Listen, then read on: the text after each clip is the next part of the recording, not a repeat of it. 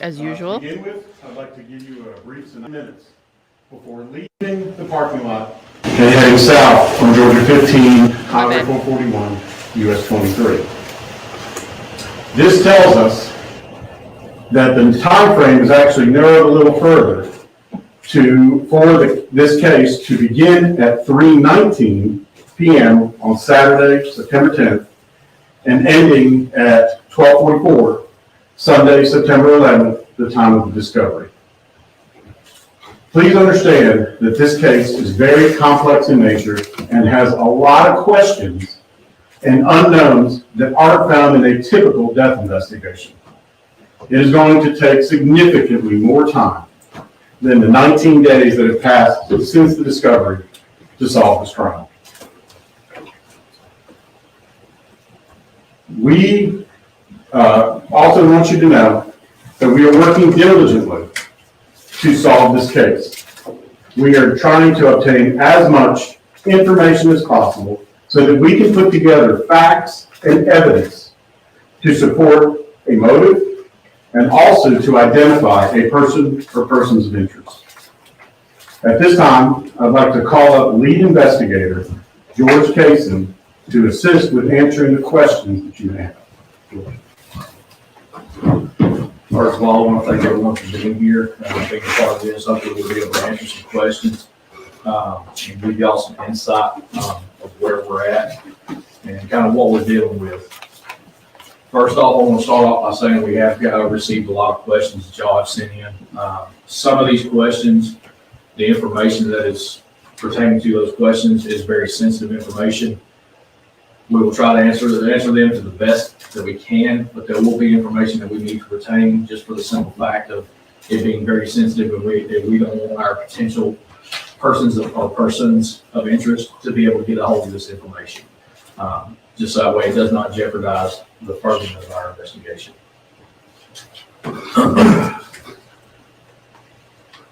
As far as some of these questions that were asked, I'm going to kind of go through a list of them and try to give answers as best as possible to. One of the first questions that was asked is, can you confirm the Venmo message from the daughter, from mom to daughter was sent to mom's phone? We're still waiting more information that we have requested to confirm or deny where the Venmo was sent from, but we can confirm that Amanda did receive the Venmo. She did receive money. That much we do know right now. Continuing on, our next question was, are you in possession of Collier's cell phone and where was it found? Yes, we are in possession of that cell phone. We do have it in evidence, and it was located at the crime scene. The next question that was asked was, what was Collier's cause of death? And as Colonel Kogod mentioned, we are still awaiting the full report from the medical examiner's office. Once that comes in, we will absolutely update everyone on those findings. What records and data have we analyzed? Due to that being sensitive information, as much as the disclaimer that I gave when I first stepped up here, we don't want to reveal any information that could possibly be potentially jeopardize our investigation where our suspects will get that information. There was a question about Deborah's phone records. We have served multiple search warrants on multiple different cell phone carriers. We are working with them to get all pertinent data from those devices and from those carriers. So hopefully we'll be able to develop more of a timeline, a better timeline, and hopefully be able to find out more information about what exactly happened. Inclusion of family members, a question was related to that, is that right now we have not ruled anyone out at this point. We have ever developing leads and are gradually having information that we have requested come in. So we're still in the process of trying to find persons or person of interest. And as that information starts to trickle in, it will actually help us to develop more information for y'all to have. We're continuing to investigate Deb's activities from September 10th through to September 11th, which is also going back to the timeline. We're gradually just getting more information in. We want to know just as much as anyone else does, and we're working, as Colonel Kogod said, we're working diligently. We've lost a lot of sleep, as such should be, in this investigation. We've devoted a lot of time to this investigation. There was a question about what search warrants have been executed. As far as the search warrants that we have done, again, we cannot give that information out just for the simple fact that it may jeopardize and give the information out to possible potential persons of interest. And we don't want to basically show our hand before we have facts. And as Colonel Kogod said, a couple other questions that were kind of obtained as far as Deborah's timeline. We have obtained additional footage from the parking lot, as he described, where she is in her 2022 Chrysler Pacifica van in the parking lot of the Family Dollar, which is obviously joined by other businesses. We've obtained additional footage and found that she stayed in that parking lot an additional 10 minutes. From that 10 minutes at 3:19 p.m., she leaves the parking lot and begins to head southbound on Georgia 15, which is the main highway, the 4-lane highway that connects Ravine County to Habersham. She starts traveling southbound towards Tallulah Falls, which is just inside Habersham County. We are still in the process of trying to obtain videos from other locations and other businesses along that route, and we encourage any business along that route that might have cameras, please reach out to us, look through your video cameras and reach out to us. That way we can have a meeting with you and see if we can kind of even narrow down our timeline even more. And as far as the timeline, the last time we know that she was alive was at 3:19.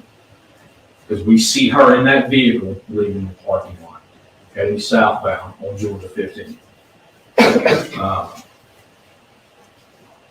There was a question about our thoughts of this being a homicide.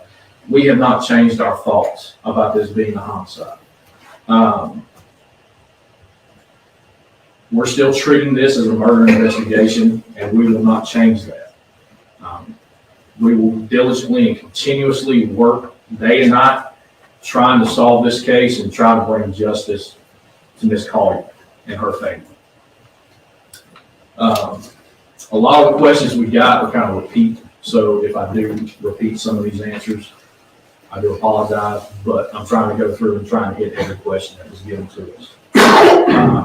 We're, again, going back to the cell phone providers and search warrants we've done. We're working with multiple different cell phone providers to obtain necessary information. All we know right now, as far as the Venmo message, is that, yes, it was sent to Amanda. There was a question in there as far as, do we know where the money is now? No, we don't. For the simple fact that we are still obtaining information, when it was sent, where it was sent, what device it was sent from. We're still trying to obtain that information right now. I have a question back, going back to what you were saying about the death and why you're confident that this is a homicide. Was there any signs of trauma to the body that clearly indicated that this was a homicide? The only thing we know as of right now is the burns of the body. We're still waiting for the absolute full report from the medical examiner's office, but nonetheless, because of the burns, we're still treating this like a murder. We're trying to investigate it as such, and we won't deter from that just because we're going to treat it like that investigation to get all thorough information. And in the statement, it says, let's see, that this was, you're clear that this was a random act of violence. Generally speaking, if I say something is a random, was a random act of violence. Let me stop right there. Where did that statement come from? Because it was not a random act. Not, okay. My apologies. Okay. What, meaning that it was not a, could you be more specific? Because I don't want to put words in your mouth. What does that mean? Does that mean someone knew someone? No, what that means at this point is there is no information. There is no information or evidence to this point that shows that this was something random, that there was something that was out, that was not from somebody that she either knew or somebody who she had some association with. That's what we're seeing at this time. So based on that information, we do not believe that this is a random act of violence. We do not believe that this is the act of a serial killer. We believe that this act was deliberate and personal. Yes, sir. Michael Ruiz from Fox News Digital. I'm just curious if Debbie's purse was recovered at the scene. Yes, it was. We do have that in evidence, and it was recovered from the crime scene. Is that another purse than the one that was said to be left at her home? That we're not aware of. We're still working on that, but we do know for a fact the video that was released were of her being in the Family Dollar. That purse was found at the crime scene and is in evidence. And one other question there is there anyone in that area that she is acquainted with? Is there a reason she would go up there dressed in her Bulldogs jersey on a game day and drive an hour?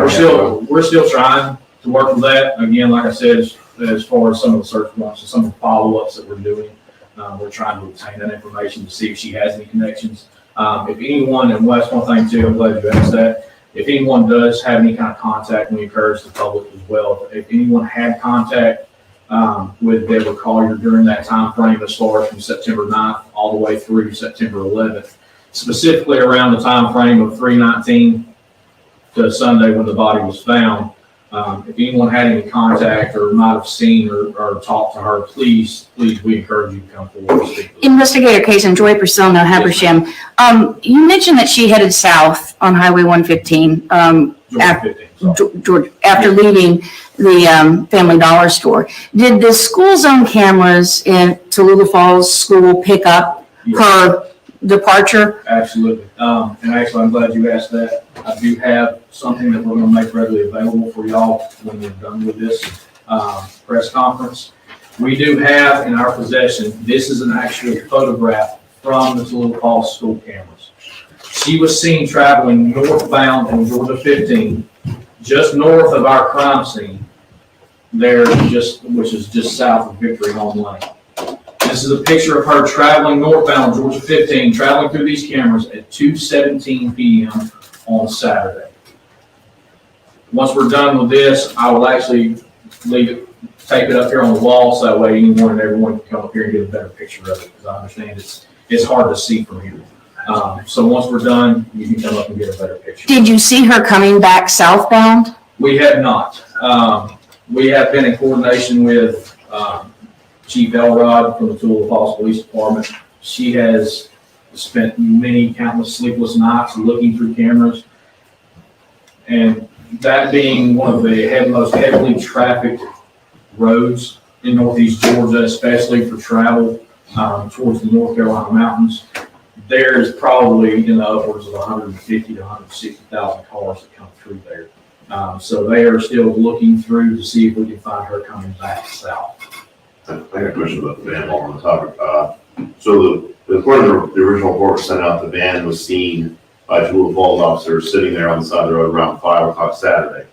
And of course, when you all got there, the van was there on Sunday. Correct. Is it y'all's impression that the van was there that entire time, from 5 o'clock till? Well, obviously, from our timeline, we know it wasn't there the entire time. It was not there? So From 5 p.m. Saturday, it was 5 p.m. Saturday. to 11-ish, 12-ish when you guys got there Sunday. Did it ever leave that location? Now that we're not aware of. Okay. When you said the 5 o'clock thing, I didn't know if you were talking about Friday, but No, as Saturday. far as the timeline, the only times we can establish as far as that van is there is that we're still getting trickling information. I think there was another question in here, if there was any tips from the community that have helped us out. Yes, because it has helped us narrow down timelines. We're still following up to see if we can actually get confirmation of this van being there at certain times.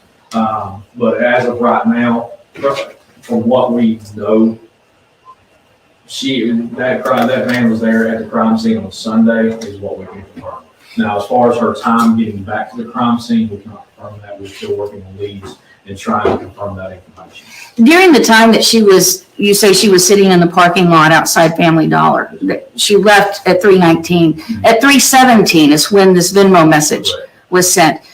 And earlier you mentioned you're still trying to determine what device that was sent from. Does that mean that you all do not yet know if she in fact sent that message herself? Well, as the investigation goes on, I mean, we're doing a lot of search warrants to try to obtain any information that we possibly can.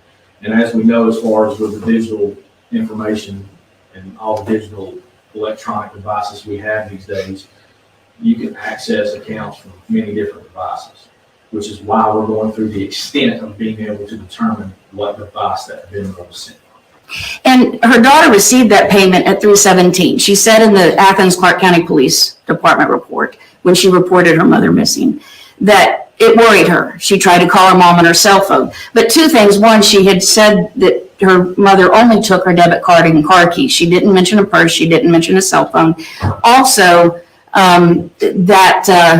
it took her 3 hours, according to the timeline in the missing person report, from 3:17 to 6:01 before she actually reported her mother missing. Have you all looked into why there was a delay? Yes, we have looked in, and again, we're still waiting for more information to come back.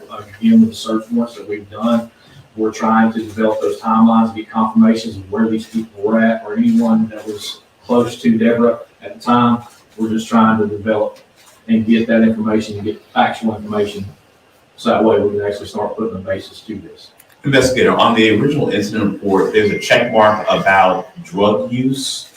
Was there any reason to? I will let the Colonel go ahead. I can answer that. So patrol deputies, when they respond to things like this, and they don't know exactly what they have, they normally mark whatever may be applicable. In this case, because it was so questionable and there were so many unknowns when we got to the scene, they marked it as a possibility that it could be drug related. However, at this time, the investigation is not leading us in that direction. Is that another example why there may not be an obvious trauma, like someone shot, stabbed, or, Could be, but again, it's so preliminary in the investigation that we really can't make that determination. We just do not believe, based on what we have at this time, that this is drug related. The tip that Amanda Bearden was at the Family Dollar, did that come from her? Did it come from somewhere else? And what is the significance of her not being at that location that Saturday? I'll try to answer that best as well. So the tip, as far as her being at Family Dollar, came from an initial interview to where she was talking about her and mother going to Family Dollar to buy cleaning supplies to help clean up her apartment when she got back to Georgia. As far as anything, as far as the Family Dollar visit, I don't think that actually came from her. Right? No, it come from a. Yeah, more. This is Investigator Garrison. He's also one of my team leads. So I pulled the video footage from the store and talked with everybody from the store.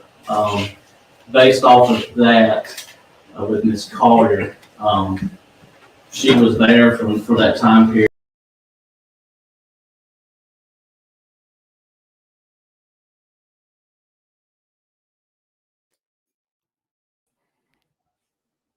Are you back?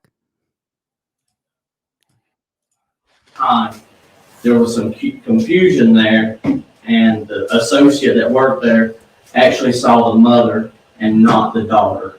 I was able to provide photos to that store clerk to confirm that based off of what we were told. And she said, no, I remember seeing the mother, not the daughter.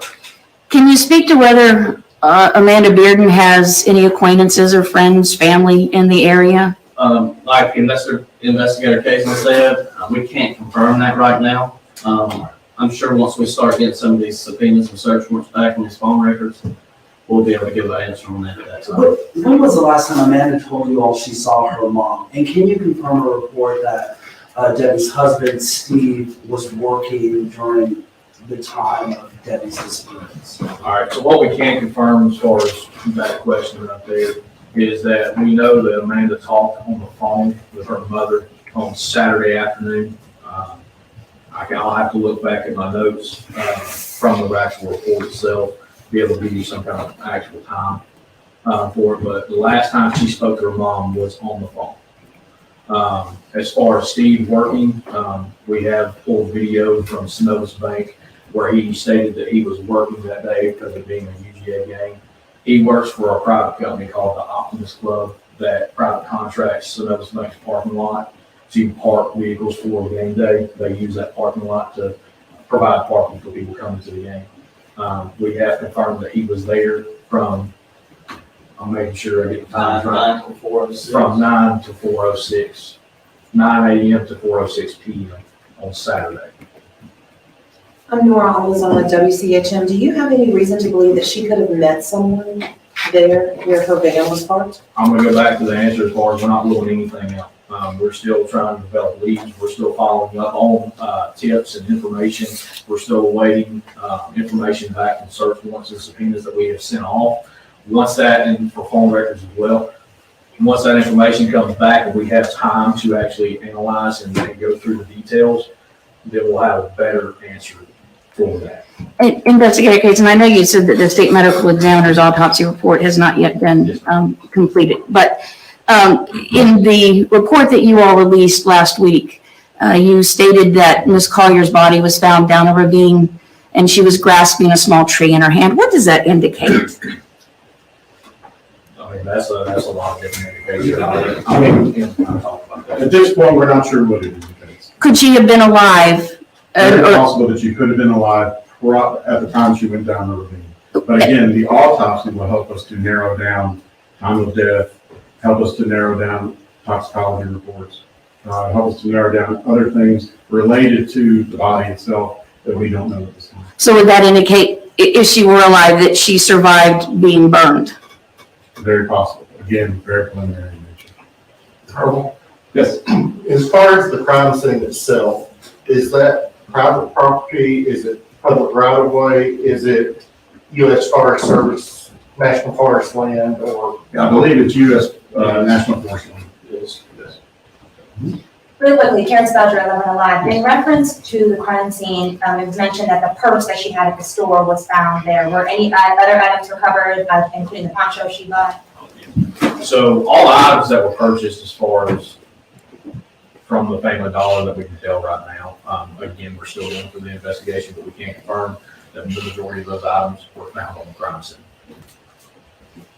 You mentioned a minute ago that Amanda had just moved back to Georgia. Where was she and when did she move back? So this is what we can confirm. She lived in Maryland with her brother. She lived in, I think, the same apartment complex, correct? With her brother up in Maryland. City, I can't tell you what the city is because I don't have my notes and stuff in front of me, but I do know it's Maryland. She moved down here on the 8th, which would have been Thursday, September 8th, when she moved down here to Georgia. So we know that she was down here at some point on Thursday. Yes, sir. You're clear it's not a kidnapping, despite the fact of that note with the Venmo note. Well, is that something that has made things particularly murky? Because that note seems to give the impression something was going on. I'll tell you straight up, right here, as far as this investigation goes, it seems like once we get on track with something, like a curveball comes in out of nowhere. That's why we're staying diligent and trying to stay on top of things and following up with leads, because we want to make sure we get fast. Specifically to give y'all. We want to make sure that we have all the information before we start pushing forward. Did Amanda give any theory as to what was going on, why she would get that kind of message, especially now that we know that message was probably sent in a 2 to 3 minute window after her getting out of the store, right? She has not given any kind of insight as far as to that. She has been asked, and again, I have to go back to my notes to give you the exact statement she gave, but there's really no insight to it on who they are. Mm-hmm. And where is the sheriff in all of this? We've not heard from Sheriff Carroll directly. I'll let his second in command. This is So, as any good leader, the sheriff delegates certain authority and certain responsibilities to other people to be performed on his behalf. I am appointed as the PIO for the Sheriff's Office, Public Information Officer, and I can assure you that Sheriff Terrell is the reason we're doing this today. But I'm the spokesperson, and that's why he has allowed us to report to you and also to bring in the investigators that are actually working the case to give you as much accurate and detail as we can on the ongoing investigation. Is he here in Habersham? Now, man, he has been called out of state. So he is not here right now. So it is now 9:30. Again, I want to reiterate to everyone that this is a very complex investigation. It has a lot of unanswered questions. It also has a lot of issues that you don't see in a typical death investigation. For that reason, it is going to take a significant amount of time, well beyond what we've had in the past 19 days, to solve this crime. But we are working diligently to do that. We are working diligently to determine the motive, to find people or a person of interest, and to bring a resolution to this case for Deborah Collier and her family. Thank you. May I make a statement? Sure, absolutely. Also, going off of what he said, as far as the 19-day investigation, kind of more elaborate on that. This investigation is a marathon. It's not a sprint to the finish. We are going to make sure we take our time, so that way when an arrest is made or when persons of interest are actually identified, that there will be ironclad information behind that and supporting our reasoning. We want to encourage anyone that has any information to please reach out. We are following up on any tip and any lead that we could possibly get. My opinion, and I try to leave my opinions out of this, there's no such thing as bad information as far as given to us to follow up with, because we're going to follow up and find out whether it's relevant or whether it's factual or whether it's pertinent to our investigation. So please, if anyone has any information, do not hesitate to reach out and speak with us. You want to go ahead and just give put our phone number out. My direct line is 706-839-0560. Investigator Garrison, who is my partner on this investigation, his phone number is 706-839-0559. Please contact us with any information. If anyone has had any kind of contact or has anything that might help us further our investigation.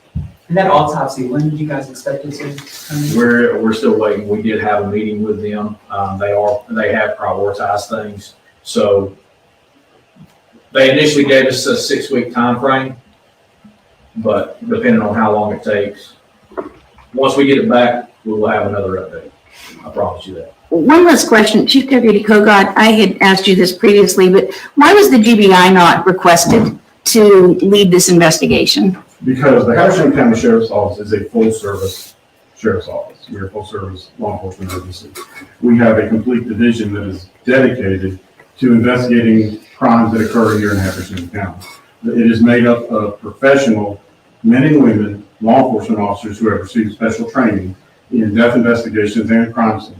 However, as any law enforcement agency will do, we still reach out to our counterparts, be it the GBI, FBI, and private entities that have resources that can help us with situations or items that may need a little more expertise, that may need a little more knowledge than we have. We reach out to them, and all of our partners have been tremendous help and given us that guidance that we need when we call on them. So it's a total team effort. We are just the lead agency because we're responsible for investigating crimes here in Habersham. Oh, the video that you discovered, will that be available too? Yes, we will make the video available. We will have it to you. If you will leave us an email address to send, we will send it to you by close of business today. Okay, thank you very much. And again, like I said, the picture of the vehicle, I'm going to leave right here. So y'all can actually get a better picture of that.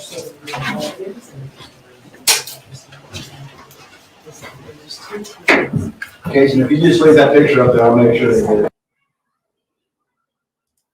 Okay, so I think that's the end of it. Welcome to Navillus True Crime.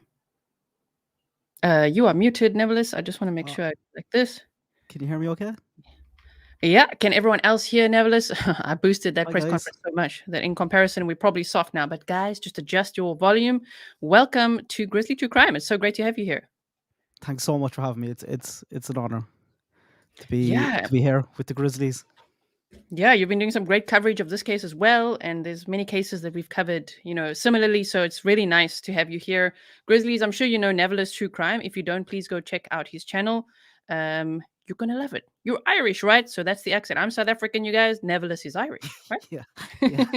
Plenty of accents to that. Yeah, plenty of accents here. So we are discussing the Debbie Collier case, in case you're just joining now. And of course, we just watched the press conference together. I've made a lot of notes. Were you also taking notes? I took a bit in the middle. I wasn't at the start because it kind of caught me on the hop. Yeah, it's very interesting. I'm going to have to go back and watch it again. Right? Me too. I was scribbling, but I'm like, oh my word. The one thing I missed was, did they find her phone? No, I don't think. I don't think so. they said that, did Someone said in the comments, I'm glad they found her phone, but I don't think they said they found her phone. I know they said the purse was there at the crime scene, so that's interesting based on the 911 calls. Because I guess a lady can have many purses, but I'm like, oh man. Come here, it's ridiculous there at the end, taking a picture of a picture. Like, why isn't that ready to release out as a file? Exactly. It's just so silly. I don't understand why they're moved it to a death investigation and then they're coming out here saying it's definitely a homicide. Exactly. So why switch? They're not very impressive there. No, he was scrambling for notes. Taking a picture of a picture like that in a homicide investigation is ridiculous. That should be ready to go on a press release. Yeah, and they didn't have notes there. They were just like, oh, I don't have my notes right now, so I don't really know. So a lot of the answers, shame. And then that little picture, they should have had a link, as you say, already on the Facebook page. Here's the footage. Let's go live. Everybody here, you can look at it or even show it, right? On screen. Yeah. That would have been great. What did he say? I'll stick it up on the wall and you can take a picture of it. Oh, thanks. Yeah. Thanks a lot. Wow. So we're not trying to bash law enforcement, guys. We're just looking at it and saying what, because 3 days ago, yesterday was 2 days ago, right? So 3 days ago, they had said this is now moved to a death investigation, which is, of course, very different to a homicide investigation. And now at this press conference, they said, no, there's nothing in their minds that makes them shift to, or whatever, however you worded it, to a death investigation. They're still treating this as a homicide investigation. What? Okay. So kind of back to square one, right? Yeah. That can change the whole narrative. Completely, but I think it's fairly obvious from that where they're kind of looking hardest. Did I say they think it's close, they think it's personal? Exactly. They're talking about Amanda a lot. They are, yes. So that's very interesting too. Did you see in the comments some people were saying that Amanda works for a company that actually has a branch 1 mile. It's called Habitat for Humanity. 1 mile from that family dollar store. Of course, there could be many branches. Yeah. It's just she just moved into the area closer to Debbie's home on September 8th. And 2 days before, Debbie went missing.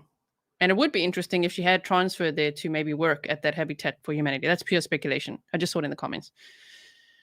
Oh my gosh. Okay. It's such a tight. It's 8 minutes after she leaves that store that the Venmo message gets sent. So it had to be. Exactly. And she was on her own. I think they confirmed that they have the footage from outside the store. She was on her own in the vehicle.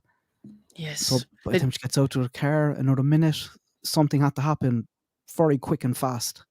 Yeah, exactly. I mean, this time they weren't very clear on her being alone. They didn't emphasize that, right?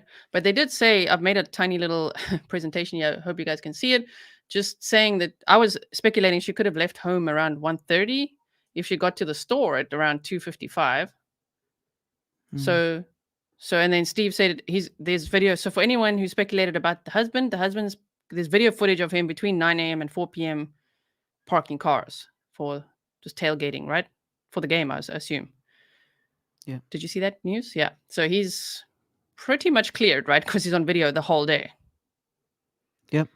Yeah. And then, so at 2:55, Debbie Collier enters the Family Dollar store. At 3:09, she exits the store, but now they told us she was outside the store in the parking lot for another 10 minutes.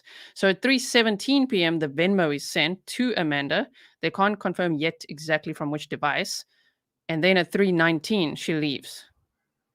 Wow. So 3:19. I said there another 5 minutes to the crime scene, which means it would only be 3 minutes to the crime scene if she left at 3:09. So 3:19 she left. Oh my word. Okay, it just changes things a little here. Yeah. Damn. This is a very strange case, especially the way they don't have a official cause of death yet either. Do you have any thoughts on that?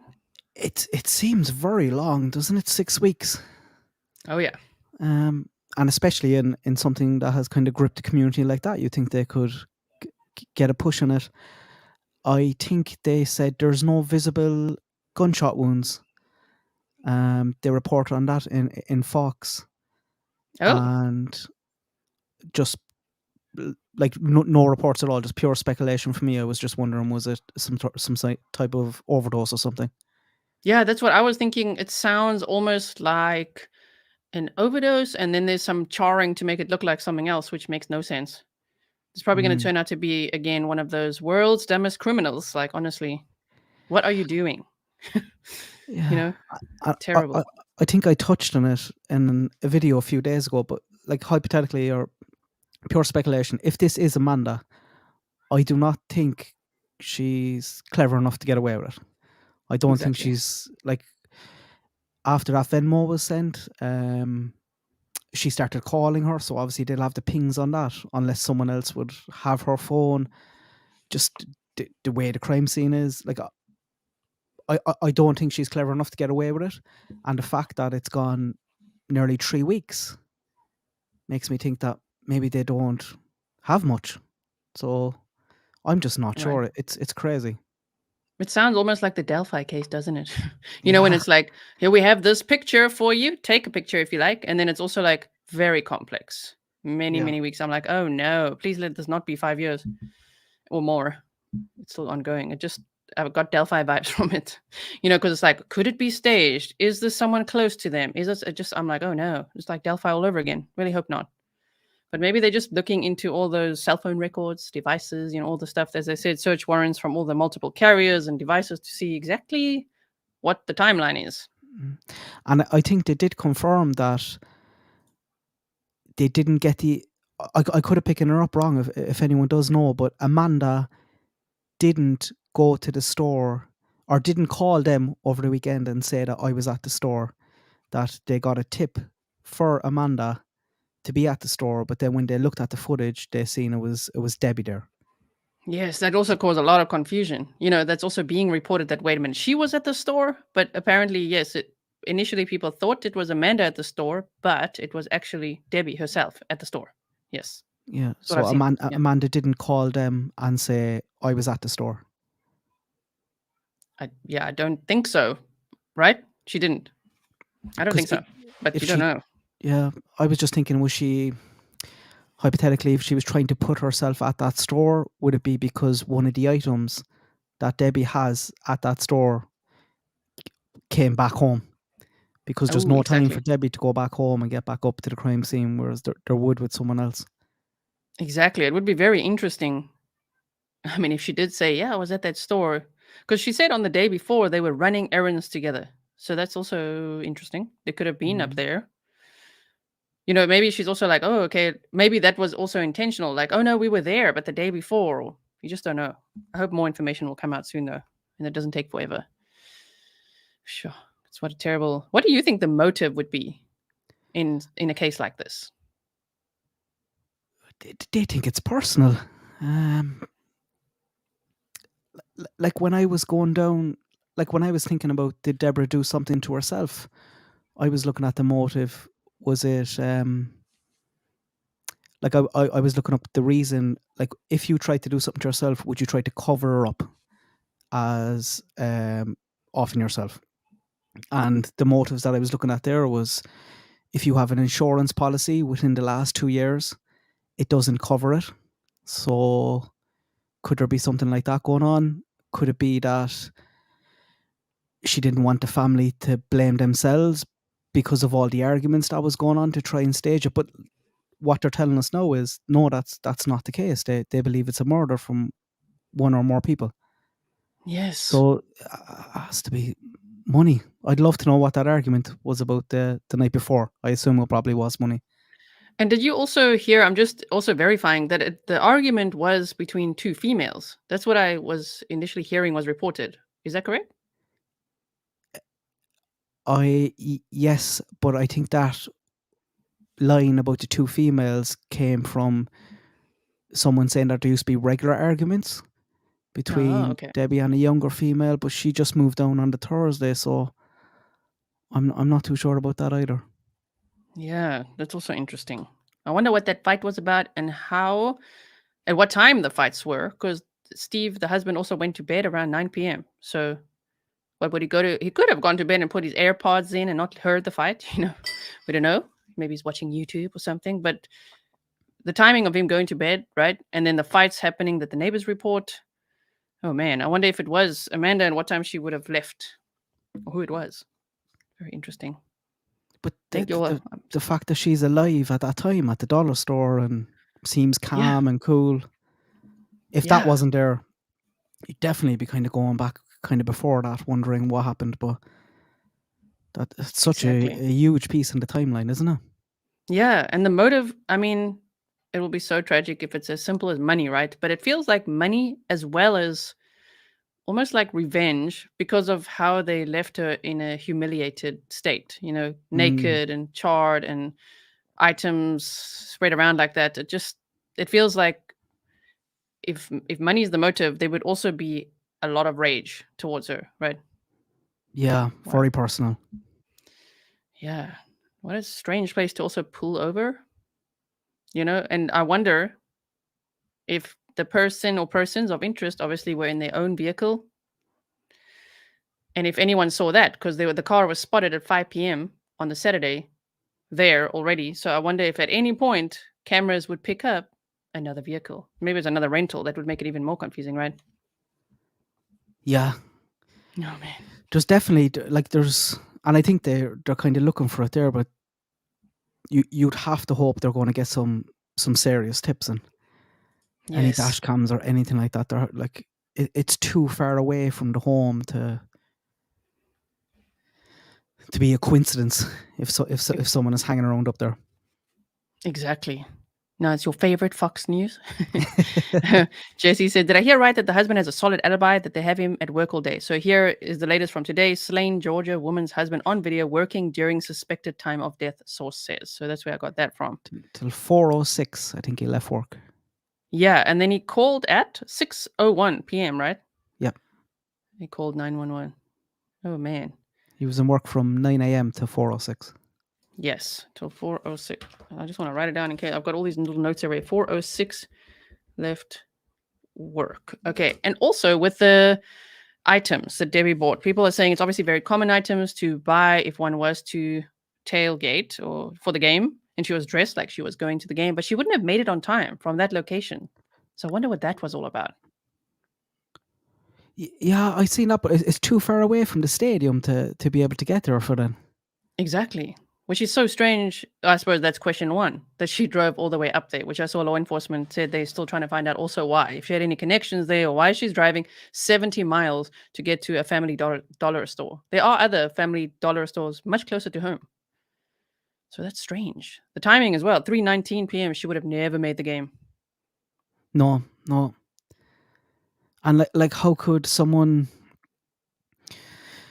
It's just mad to think that someone could somehow convince her to buy items that are going to be used in her own murder? Or is that just totally unrelated, the items and the murder? It doesn't seem to be because she's buying items to start a fire. Exactly. So very strange. So if she was intercepted by someone, I don't know, they say this is quite personal. So someone at some point intercepts her on her journey, or is it because they say she leaves the parking lot. Again, they didn't emphasize alone, but I would assume alone. So then what happened? Wow. Imagine if they parked there and like flagged her down. Oh my gosh. Sorry, my mind is running all over the place. I'm like, oh my word, imagine. I'm the same. and there surely should be something on the phones. They confiscated everyone's phones weeks ago. Like if there was an arranged meeting or anything like that, then yes, it's over. Like exactly. Let's put the map on because everyone's. If you guys didn't see the episode where we covered this with the map time, I mean, just look at it, you guys. So she lives here at 435 Rocky Drive in Athens, Georgia. And to drive 70 miles northward, damn, all the way to this family dollar store. What is that all about? And then this goats on the roof. I just pinned this. I wonder what that really is. Goats on the roof. Sounds cool. But they're a family dollar store. It would take from, if I thought she left at around whatever time they initially said. Was it 3:09 exiting the store? I thought she would have been around there. But actually leaving later, it might actually match up more to where her body was found. Oh my gosh. So scary. So let's just go out here quickly. Yeah, US 23, somewhere around here is where she was found. Yeah. So, and they saw her traveling southbound. She left at 3:19 p.m. And that means she was in the parking lot for 10 minutes, you guys. So she left at the store at 3:09, and then at 3:17 the Venmo gets sent, and at 3:19 she leaves. And then the next day, her body is found. I keep losing the spot, man. Hold on, there at US 23. That's what I've got it here. Her body's found here, and the crime scene is weird. It's like little bits of paper towel, a partially burnt tarp, roots of a tree are burnt.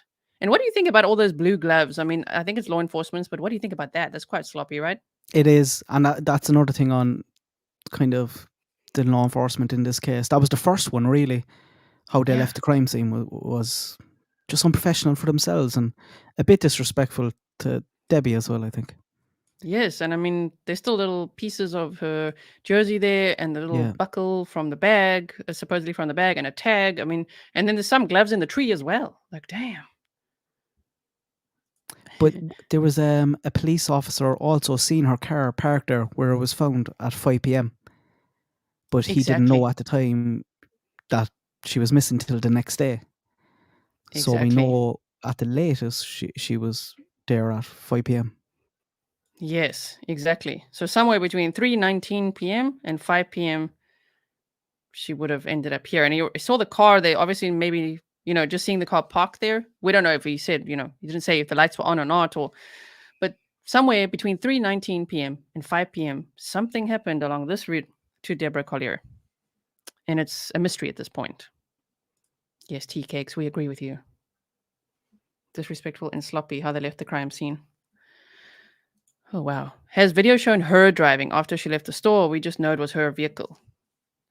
Well, law enforcement did say she left the store alone, and initially they said she left alone, right?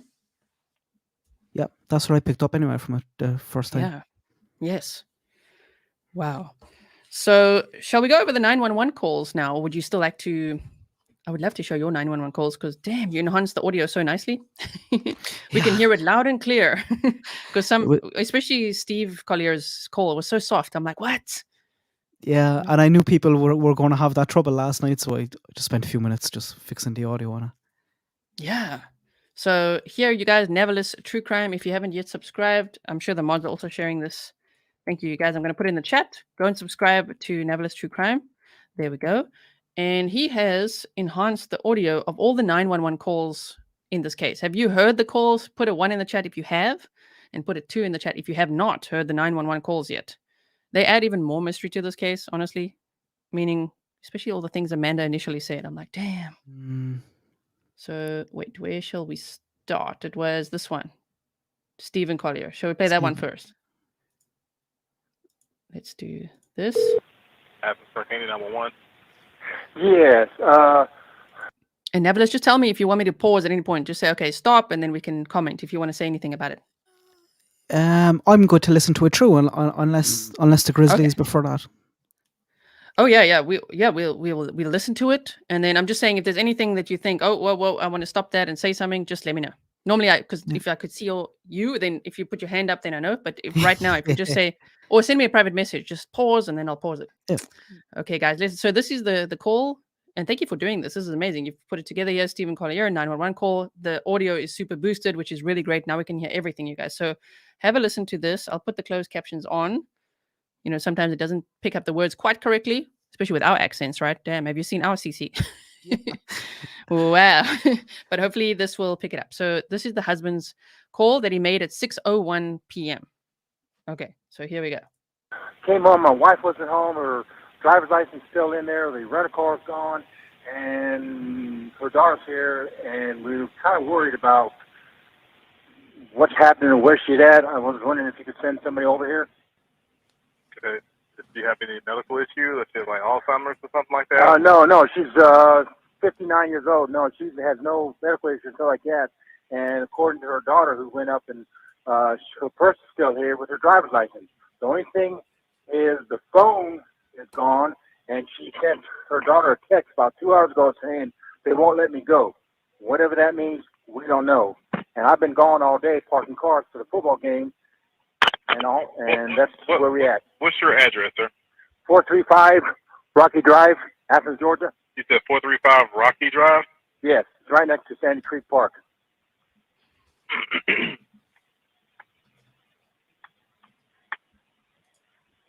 Okay, so she sent your daughter a text message saying that My stepdaughter. that they won't let her go, Yeah, she got a text message saying that. and it come from her number, right?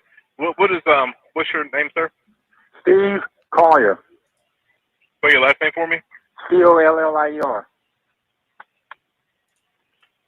And your wife's name? Deborah. Deborah. We call her Debbie, but it's Deborrah. Same last name? Collier, yes. How old is she? 59? 59. She just turned 59. You just returned home, right? Pardon me? You just returned home, right? Yes, I just returned home. I was parking cars until about 4:30, and when I came back, the van that she had rented because the car was in the shop was gone. I figured she was shopping for food. Okay. And her car is there? Pardon me? Her van's not here. Okay. But her driver's license and what else is there? Right. Phone? Yeah, her driver's license is here. What else did she leave? With a purse or anything else? Yeah, she left her purse, and her credit cards are here. When was the last time she was seen? Well, I left at 9 o'clock. She was still sleeping. So, last night. I mean, she went to bed last night, and I left, and the van was here. So is your stepdaughter there though? I mean, did she see her today? Pardon me? Did your stepdaughter see her today? Wait a minute. You say stepdaughter. Did she see her or? Say that again.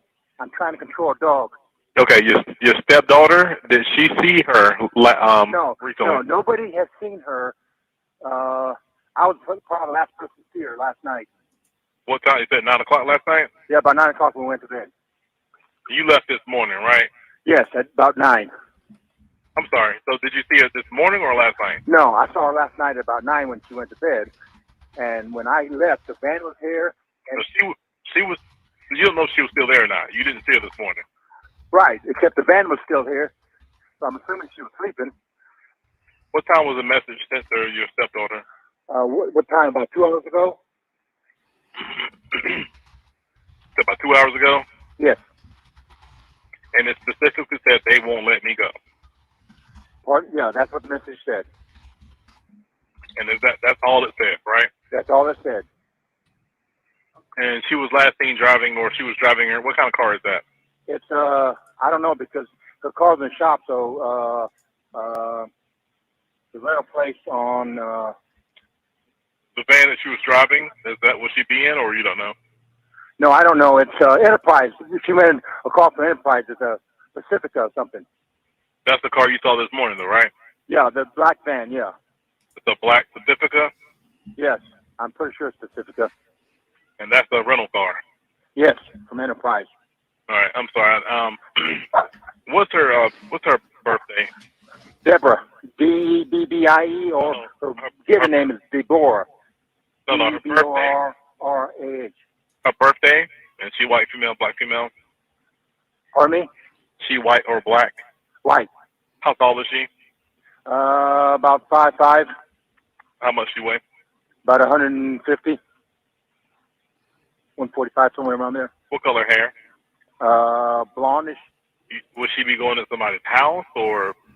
That's a good question. I thought she was out shopping for food. Her daughter came over with that strange message and then went upstairs to her bedroom and found out that her driver's license and credit card's still here. So that doesn't sound like her leaving the house to go shopping like I thought she was. She usually shop for food on Saturday. So she don't have any money at all with her or any other cards? Not to our knowledge. She has nothing. But she is her purse there? Yes. She left the purse as well? Yes. Does she have family here in town? No, just her daughter. Have you tried to call the hospitals and jails just to be sure? No, I didn't think of calling the hospital. Okay. Go ahead. Like I said, I got them on the way out there to you. Okay. Go ahead and call both hospitals after Okay. and St. Mary's and just check with the jail as well to make sure. And we'll have somebody come out there and talk to you. Okay. I appreciate it. And your phone number. Okay, so interesting. You didn't mention the money transfer, huh? Or was he not told about the money transfer? Exactly. It's just like, oh, there's a text. It's actually kind of strange. Also, there's like the purse is here, and then her license and credit card, which is exactly what Amanda said, is the only thing that her mother took. So, wow, yeah, Steve is going by what the daughter told him, and it's his stepdaughter, right? Yeah, it's not biological father. Yeah, I don't think they confirmed whether. I think they found the purse that she had with her maybe at the crime scene, but yes. Yeah, it is odd that he wasn't told or didn't, because I do find him believable in it, especially there's a little part where you can tell the operator is a bit confused that he didn't see her in the morning, and Steve doesn't even bother to explain that they sleep in separate rooms because he snores, because he's in such a panic. I think he's after being panicked when he probably seen the reaction of Amanda. Exactly. It is interesting that he didn't mention everything, and I wonder, was he not told? Because that would, like with the message, if that message wasn't Deborah, it was someone else, and they're just giving themselves an excuse to get into the house by saying the key is under the blue flower pot by the door. Exactly, and that's also, is that all she said? Yep, that's all she said, but leaving out the flower pot detail because maybe he would find that really weird. So it's almost like broken telephone. That's what it sounds like. He's calls like, oh my word, okay, and this, she came home, the daughter, right? And then it's like there's only the purse and the license and the credit card, and that's so weird. But then he's saying in the text, it's just saying they won't let me go, love you. Nothing about the flower pot, nothing about the cash transfer, which sounds like he's just relaying what someone told him, right? Yeah. Which makes that someone a little bit suspect, a little bit strange. Red flag. That's all we say, guys. A little bit of a red flag. So we've got 2 more calls to look at. Welcome, everyone. If you are joining, I see some of you said you're joining from 10 to live. Thank you for being here. We did go over the press conference. So I was asking you guys if you want to see it again, but I did take notes. So we could also go over the notes. I scribbled everything as they were talking. And I do see someone, Navillus sent me a timestamp on the press conference at 3 minutes 40. They actually said they've recovered the phone. So they do have Debbie's phone. Okay. So that's good to know because that should also have some evidence. Wow. Okay, so let me just quickly go back because now we're going to hear Sister Diane Shirley's 911 call. Do we know, sorry to cut you off for that, does anyone know what kind of phone it was? Is it how would it be unlocked? Is it a new iPhone? Oh, that would be interesting. I mean, Amanda did say she's got her iCloud information. She did, I wonder. Yeah, so it's probably an iPhone. Oh, wow. Thank you, Rob. Only now. You guys, if you don't know who Navillus True Crime is, go and check out Navillus True Crime. Awesome true crime channel. I mean, for you guys on Patreon, the types of walks you do, Navillus, I do that on Patreon quite a bit. So they are going to love it because Navillus goes on walks. It's like beautiful scenery and his dogs and everything. So you'll love it. If you love my Patreon stuff, you're going to love that. And if you've never seen my Patreon stuff, you're going to love it anyway. I've been hiding in my last few videos, little fairies. People are spotting them in the comments. Find the fairies, guys. Yeah. Right? Oh, wow. I haven't even seen that. That'll be so exciting. I'm going to watch it all again. Oh, man. Okay, so 911 call is from Diane Shirley, which is Debbie's sister. So let's have a listen to this, and you guys let me know if you pick up anything from it. County Police. Yes, sir. My name is Diane Shirley, and my sister lives in Georgia, and my niece told me she was missing. Her name is Deborah Collier, or she could go by Debbie. Okay. And I'm wondering if y'all have any information about it. As far as, no, not other than with the officer or whoever is working on the case. I don't know anything. Where does she live? Do you know? All I know is Athens. I'm sorry. I don't know What's her her, last her name? address. Collier, Okay. Collier. Yeah, I mean, I wouldn't have any information. When there's something, they will contact the family. Whenever they, like I said, whenever they have something for that. Okay. All right. We're just not getting information, so I'm just. Yeah, I'm sorry about that. I am really worried about my sister. Okay. And you know, you have any information where she might go, or you have anything to add well, to it? from my niece, she said that she was in an accident about a month ago, and she was, on the road. She was following this truck, and this truck lost a paint can, and the paint can hit my sister's car, and the paint went everywhere. And the driver was trying to convince my sister not to tell the cops that he was driving because he was out on parole, and there was, a stipulation to his parole that he couldn't drive. I got you. I'm sorry. I was going to ask, do you think that was told to anybody else? Well, do you think that was told to the officer, that concern? That standing from my niece. Okay. Yeah, I don't know if the officer knows that, but I can have him call you. If you want to pass it along with him, anything to help, Yes, I would really appreciate that. Yeah, that's no problem. Because I'm in Alabama. I'm sorry, go ahead. I'm in Alabama, and I really do. She won't, she's not communicating very well with us, and I really would like to know what's going on. I got you. Yeah, since you may have insight on that, I'll have the sergeant give you a call. Is that okay? Yes, sir. That would be wonderful. All right. And let's see here. Excuse me one more time. What's your name? My name is Diane Shirley. And your phone number? Yes, sir. And this is your sister, right? Yes. Her daughter's name is Amanda Bearden. She would have been the one her and her husband, Steve Collier, would have been the ones filing the report, was my understanding from Amanda. Okay. Yeah, I'll just have him give you a call, okay? And just hang tight, all right? All right. Thank you so much. No problem. Bye-bye. That guy is very helpful, and she sounds very sweet. And yeah, sorry, carry on there. Let's take it all. Yeah, I think he was the same guy that was talking to Stephen. He's brilliant, and so like kind of criticizing the cops earlier, but the people on dispatch there, I've heard some atrocious people. They seemed very on the ball, very good. Yes, we've heard some bad ones. So that one was very good. What I picked up there was saying that Amanda's not communicating very well with the family. So that she said she's. So did she mean Amanda or did she mean Debbie? That was my only thing. Because I think she said she's. She did say she. You're right. Well. She did say she's, and I'm like, oh, is it Amanda? Because she just said, from my understand at the end, she said, from my understanding, the missing persons report was filed by Amanda and Steve, according to Amanda. So just because she said they, according to, I assume, but it's true. You're right. She might be saying that her sister's not communicating.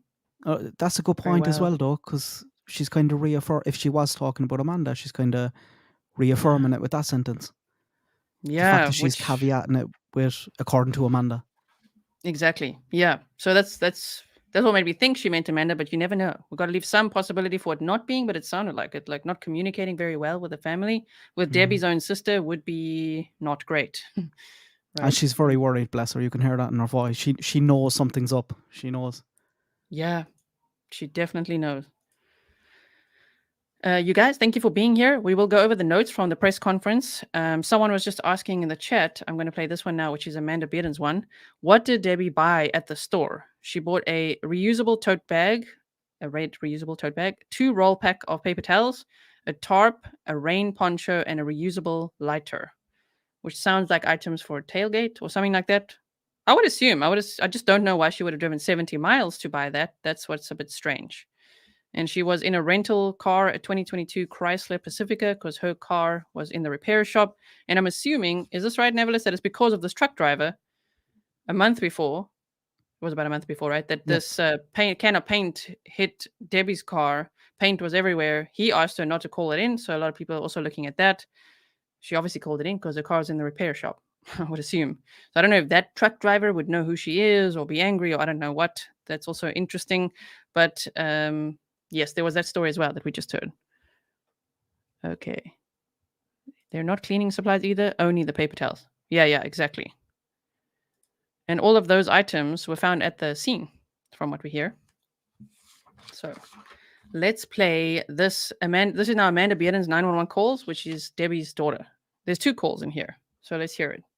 Hi, my name is Amanda Bearden, and I filed a missing persons report on my mother last night. Okay.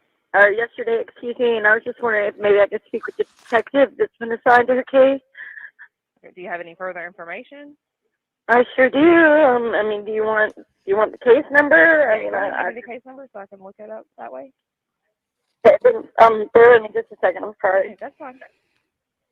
Okay, it's 2022 dash 0910 0216. 216. Yes, ma'am. Okay, just a second. And the detective may not actually be in the building yet, so I may have to get you a patrol officer, okay? So just bear with me just a second. Okay. So 09010. I'm sorry, the handwriting is not that great, but it's 09100216. Sorry about that. I think I missed. You're fine. It's only me. On Rocky Drive? Yes, ma'am. Okay. And what kind of update do you have, just so I know what to try to... Oh, no, I'm sorry. I didn't mean like I had an update. I just meant... Oh, my God. I didn't mean... I'm sorry. I'm not in a clear mental state. This is my mother that's missing. I just wanted to talk to them. I wanted to see if maybe there was something that I could do. I do have the rental agreement number if they needed that. I mean, that's the only thing that I have to offer. So maybe, because she was in a rental car, I do have her rental agreement number. If they could maybe trace the GPS in it. All right, what's your phone number? I'm her daughter. Yes, ma'am. Take a deep breath for me, okay? I'm sorry. It's okay. It's okay. I'd be upset too. I completely understand that part, like being upset about it. So the officer that took your report is already gone for the day. He worked last night. And then the detectives, I don't think they're in the building right now. They're kind of working on an on-call basis, so I don't know that I can get in touch with them unless I have something, fresh to give them, and that would be something. But I can see if I can get another officer to call you back, okay? Okay. And we've got the bolo out. I'm just going to pause it here for a second. Did you hear this, Navillus? Because I did not. I missed this, so we might have to look at it again. Cops said Debbie was buying the supplies to clean Amanda's apartment, and Lizzie said she heard it in the press conference. But did you hear that? I did, but I don't know. Are they referring to the visit on the Saturday or previous visit, if anyone knows that? Yeah, because they were running errands on the Friday as well. Yeah. So it could have been the errands that they were running on Friday could have been that. But interesting. That part I missed completely. It's not even in my notes, you guys. So thank you, Lizzie, for that. We'll have a look at that. All right, let's play the rest of this. Out for, we got everybody, keeping their eyes peeled for that kind of thing. So, I'm not trying to be a smart aleck here or anything, but do I need to hire a private detective maybe? Because I mean, and I'm not trying to be ugly or anything, but I don't understand I mean, I know you don't know everything, of course, but why hasn't what I've asked being done? Like, why isn't the GPS in her van being traced? Do I need a private detective to do that? I mean, I'm not trying to be ugly or anything. I know. I just, the most help. Okay, so here's the thing. She's an She's an adult. Right. Okay. So that makes things a little more difficult because people are allowed to leave and go and do things without telling other people. And I know that's not a good answer. I understand that. But that is also, that is also part of it because she is an adult. So it just takes some time also to do these things. And so I don't specifically know what they've done yet or not. I wasn't here last night, so I don't know. But from my understanding, they would be doing everything that we know to do currently. But I will definitely get somebody to call you back, okay? Okay, thank you for talking to me. It's no problem. I'm so sorry. I hate that this is happening to you. What was your name again, sweetie? Amanda Bearden. Amanda Bearden. Spell your last name. Bearden. Okay. All right. I'll get somebody to call you back here shortly, okay? Thank you so much. All right, thank you. Bye-bye. Bye. And then there's another call. Athens Clark County Police. Hi, can I speak with Colonel Johnson? Okay, I don't have a Colonel Johnson. Okay. He just called me. I have some more information for him, and I wanted to give it to him. My name's Amanda Bearden. Okay. All right, hold on one second. I talked to you earlier, so it was Yes. Sergeant Johnson we had you talk to. Hold on. Sergeant Johnson. I'm sorry, honey. No, that's okay. Just lots of Johnsons around here, so I want to make sure I got No, I get it. you just need him to call you back? Yes, ma'am. I thought about it, and I have her iCloud information. I know that and correct me if I'm wrong, but if the phone is turned off, it would still track her. But I do have her. I've got her Apple ID and what I thought was her password, but the password isn't working. I don't know if y'all have technology or whatever, but I do have. I don't know. All right, hold on one second, okay? He said he'd call me back. Okay, thank you. Okay, so you guys, the calls we've all listened to have been enhanced. The audio is really great and crisp because Navillus True Crime took the time to do that for us. I mean, you did it for your audience, but now for us.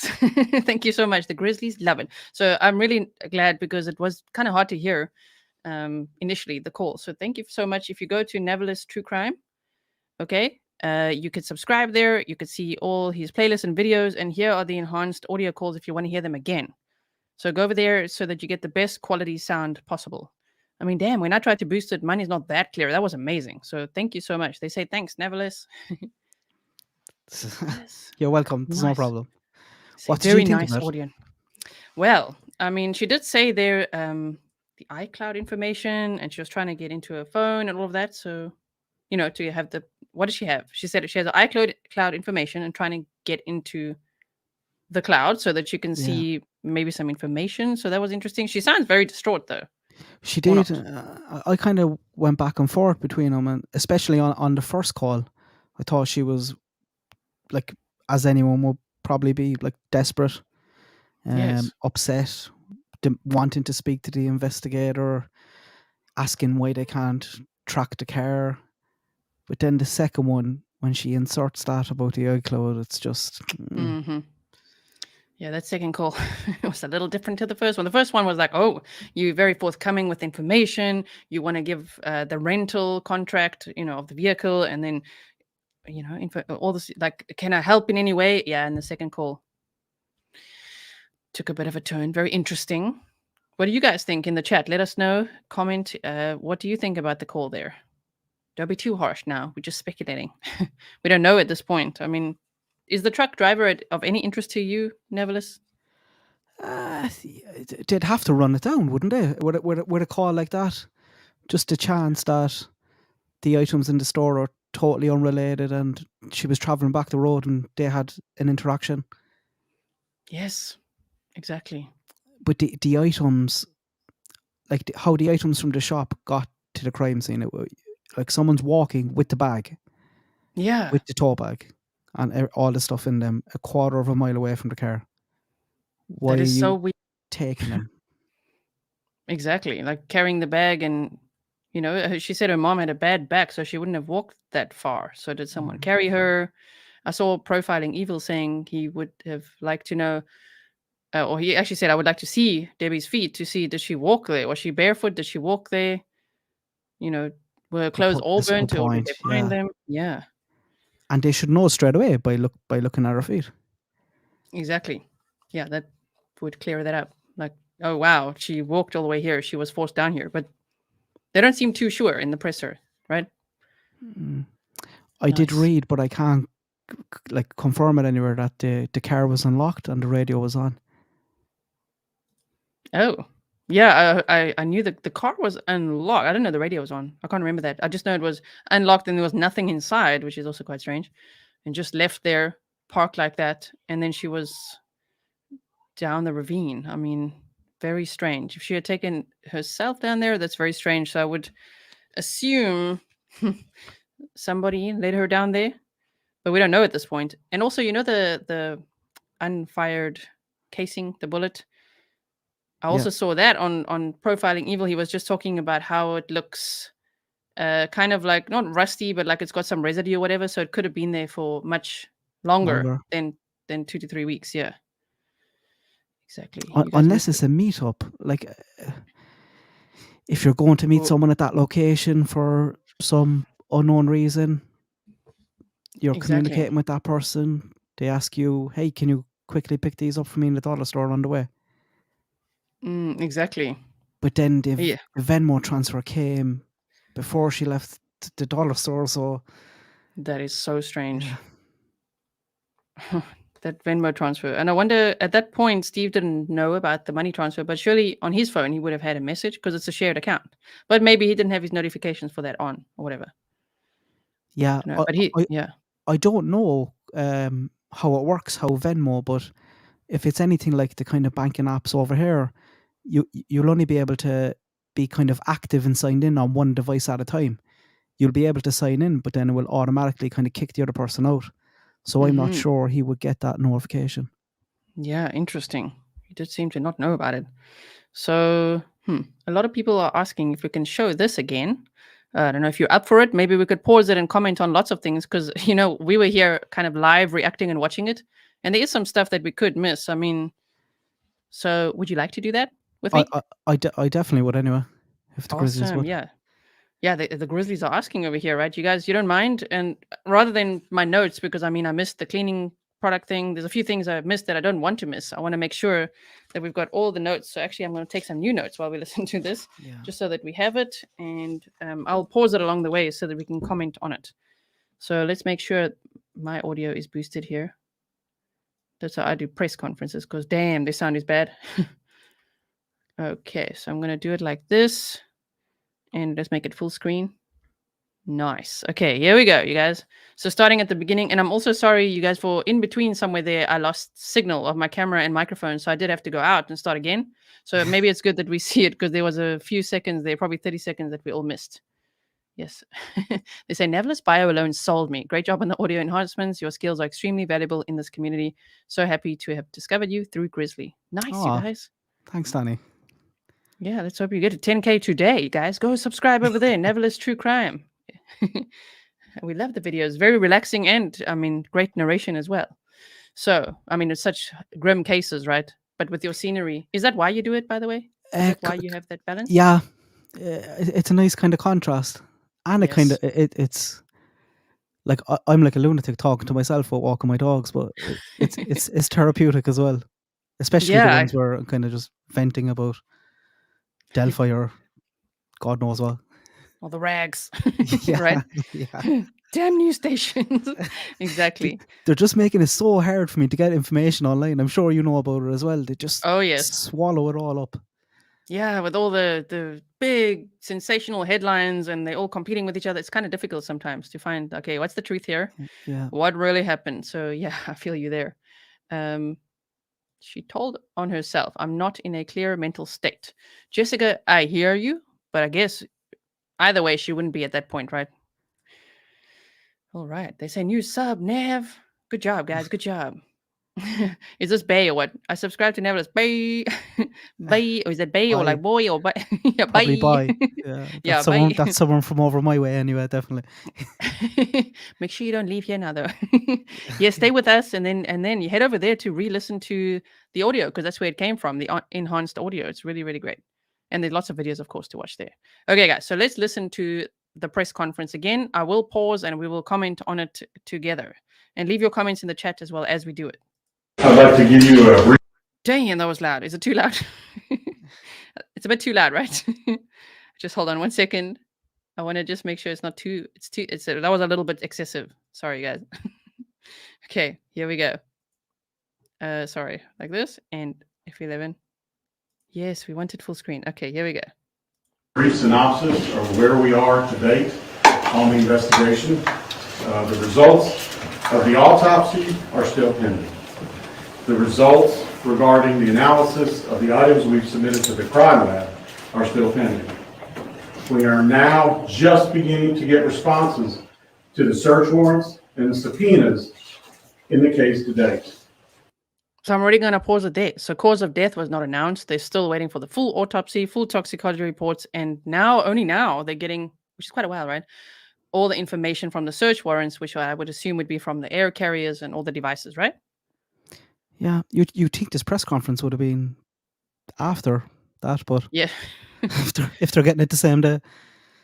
Exactly. Yeah, we're only getting it now. Okay, could you have waited for that? But either way, I'm glad we have some information, but I'm pretty sure, yeah, at some point we'll have more information.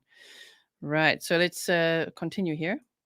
We can tell you that we have received additional footage from a security camera from a business near the Family Dollar store.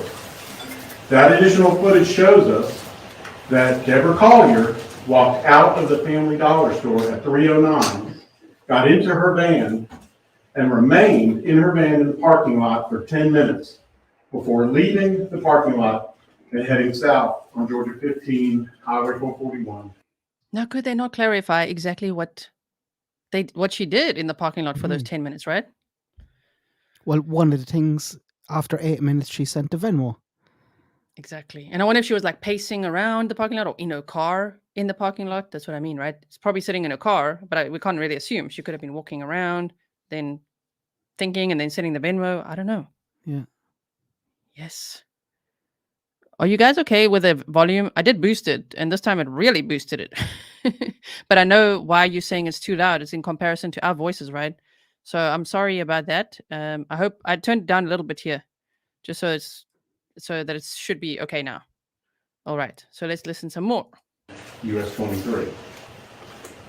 This tells us that the time frame is actually narrowed a little further for this case to begin at 3:19 p.m. on Saturday, September 10th, and ending at 12:44 Sunday, September 11th, the time of the discovery. Please understand that this case is very complex in nature and has a lot of questions and unknowns that aren't found in a typical death investigation. It is going to take significantly more time than the 19 days that have passed since the discovery to solve this crime. Okay, I'm going to pause it there again. 3:19 p.m. until 12:44 p.m. the next day. So now we know it's a bit of a new timeline, that it doesn't just end when she exits the store. She's in the parking lot for 10 extra minutes, and 2 minutes before sends the Venmo, because that was at 3:17 p.m. and then leaves at 3:19 p.m. Anything else you picked up there? No. Just that kind of extra 10 minutes is interesting. Yeah, very interesting. To buy those items 70 miles north of home, sit in the parking lot for 10 minutes, but 2 minutes before you leave, Venmo. Interesting. Someone was speculating, what if someone was hiding in the back of the car, but you just don't know that, right? Someone could have been. But then how would they get home unless they get picked up? Weird. Yeah, and the Venmo as well. I know we keep talking about that, but that's just such an odd thing in the middle of all of this. That's the thing. And if the persons of interest are someone, very close to her, man, that was really a slip up, like a really dumb mistake, which would show the need for the money though. But wow, that Venmo just confused stuff completely. Are you making a timeline graphic? They're so helpful. Well, yeah, I had a presentation the other day. I do bullet points. But you've also made one, right, Navillus? You've also made one. I do, but I actually the link that I would have sent into you is still kind of works with that, but I need to update it all now because there's kind of so much new information here.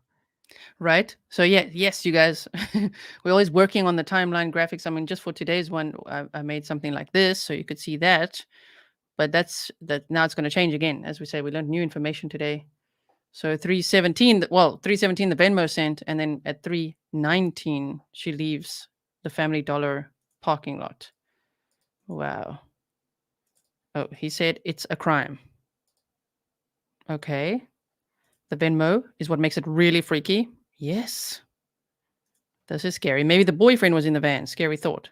What do you think of Amanda also arriving at the location? I mean, I did see that they said she asked law enforcement basically a general area. So she must have driven around there. But it's quite a far away from home as well for her. It is, and again, I don't know, is it true because there's so much kind of stuff out there, but I also heard that she received the location also from, is a Sirius XM, like that they contacted the police and she was able to get it from them as well.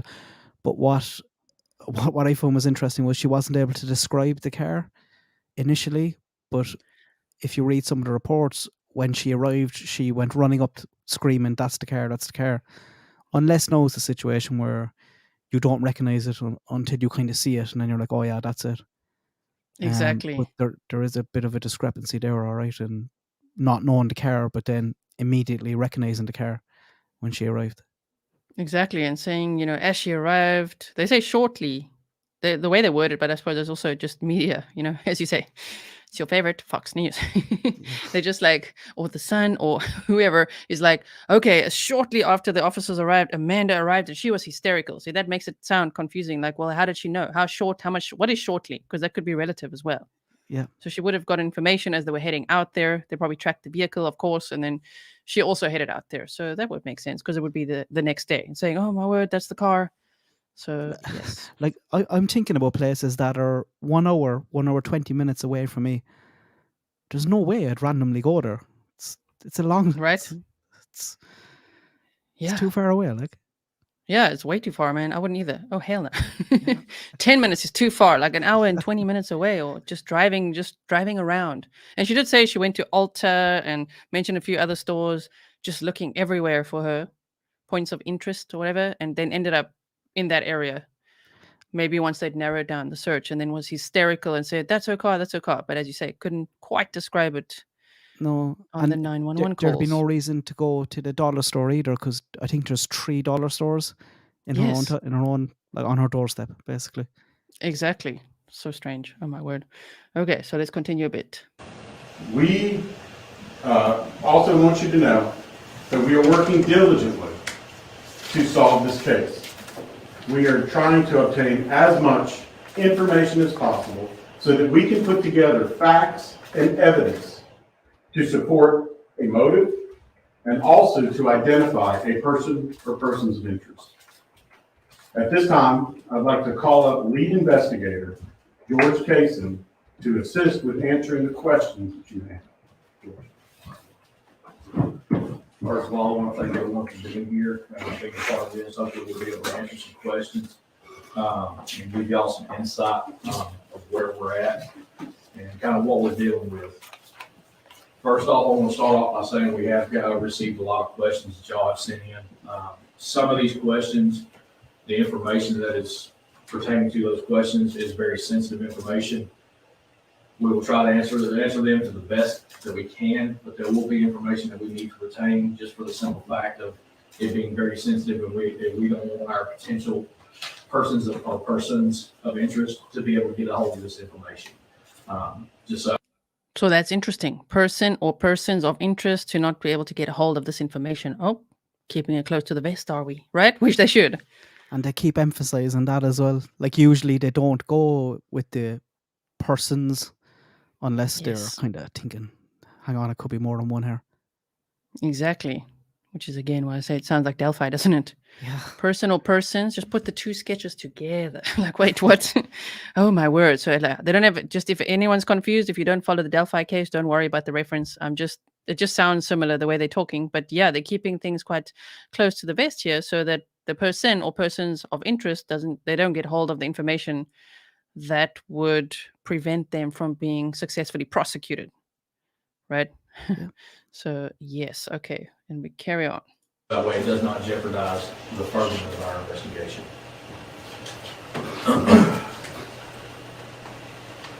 As far as some of these questions that were asked, I'm gonna kind of go through a list of them and try to give answers as best as possible to you. One of the first questions that was asked is, can you confirm the Venmo message from the daughter, from mom to daughter was sent to mom's phone? We're still waiting more information than we have requested to confirm or deny where the Venmo was sent from, but we can confirm that Amanda did receive the Venmo. She did receive money. That much we do know right now. Continuing on, our next question was, are you in possession of Collier's cell phone and where was it found? Yes, we are in possession of that cell phone. We do have it in evidence, and it was located at the crime scene. The next question that was asked was, what was Collier's cause of death? And as Colonel Kogod mentioned, we are still awaiting the full report from the medical examiner's office. Once that comes in, we will absolutely update everyone on those findings. Okay, any comments there of what he said? He just confirmed the phone was found at the crime scene.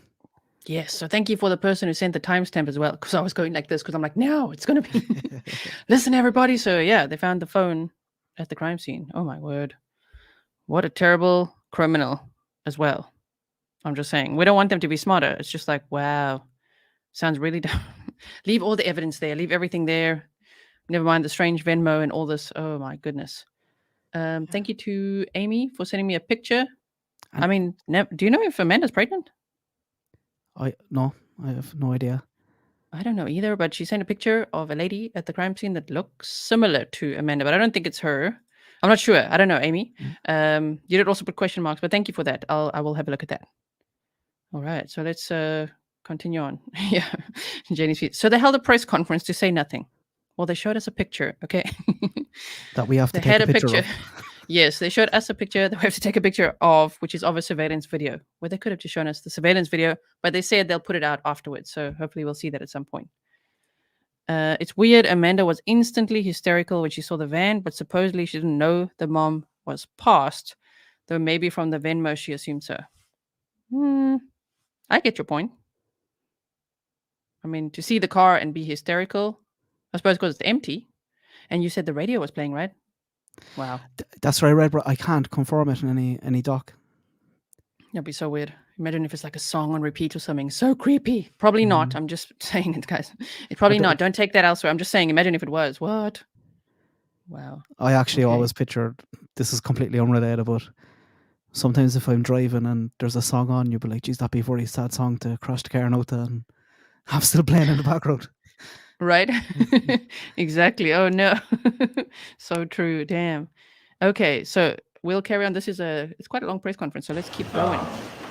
What records and data have we analyzed? Due to that being sensitive information, much as the disclaimer that I gave when I first stepped up here, we don't want to reveal any information that could possibly be a potential or potentially jeopardize our investigation where our suspects will get that information. There was a question about Deborah's phone records. We have served multiple search warrants on multiple different cell phone carriers. We are working with them to get all pertinent data from those devices and from those carriers. So hopefully we'll be able to develop more of a timeline, a better timeline, and hopefully be able to find out more information about what exactly happened. Which I assume would be like backtracking, right? The planning of the person or persons of interest. Yeah, you would think so. The timeline. Yeah, timeline or even where everyone was at the time. Because now we know where Steve was, but we still don't know where Amanda and her boyfriend were on the day. And Amanda said that as soon as she got that Venmo, she started calling Debbie. So if she was the person with her own phone in her hand, that location is, they have that, or they're getting that today. I mean, man, if it really turns out to be them, it's going to be so silly. Like, really, you're standing right there calling, like, don't you know how true crime works at all? No. Again, we don't want them to be smart. It's just like, and we're not saying it is them. It's just if so, imagine how silly that would be. Like called her immediately, but then again, also to see, did she call her immediately? That's also going to be interesting. Maybe she's just saying it. So the phone records are very critical in this case to Yeah. know who was where and doing what. Where was Amanda? Where was the boyfriend? At what time did Debbie and a vehicle get to that location where she was later found? Oh man, so scary. And you think if they could clear the family, they would. Or do you know if they could come out and rule them out, because they know what type of kind of what people are thinking or what's going on in the area and online, and they're That's a good not. point. So That's a good point. Yeah, if they could just say, please, you guys, all the family's been cleared, as they sometimes do. Yeah. Oh boy.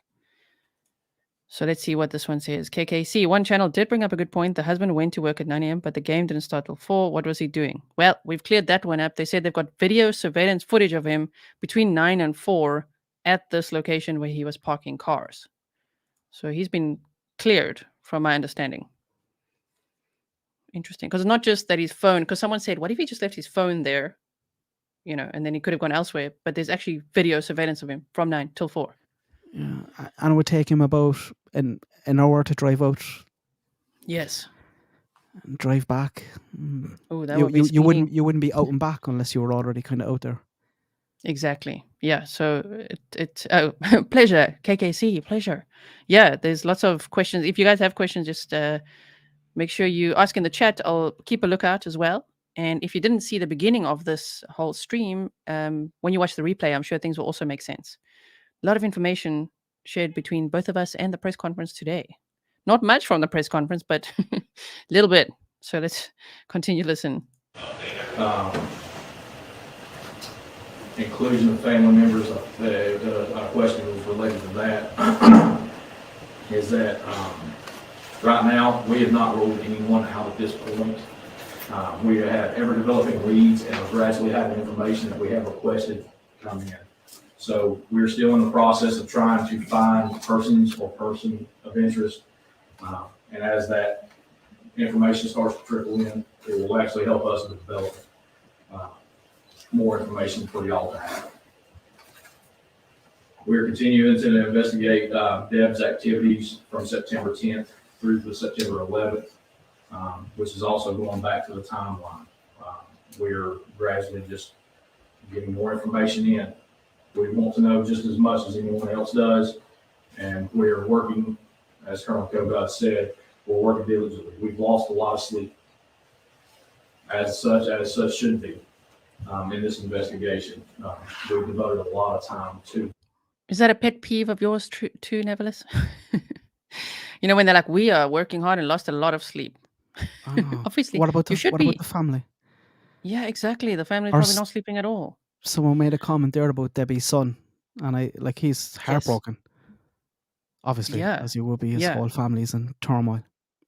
Exactly. We read his statement yesterday. If you guys did miss it, check that out. He put out a whole letter, a statement that you could read through. I think it's also on Facebook, but we did cover that yesterday. And I believe he lives in Maryland, right? It's Baltimore, Maryland, which is where Amanda was staying.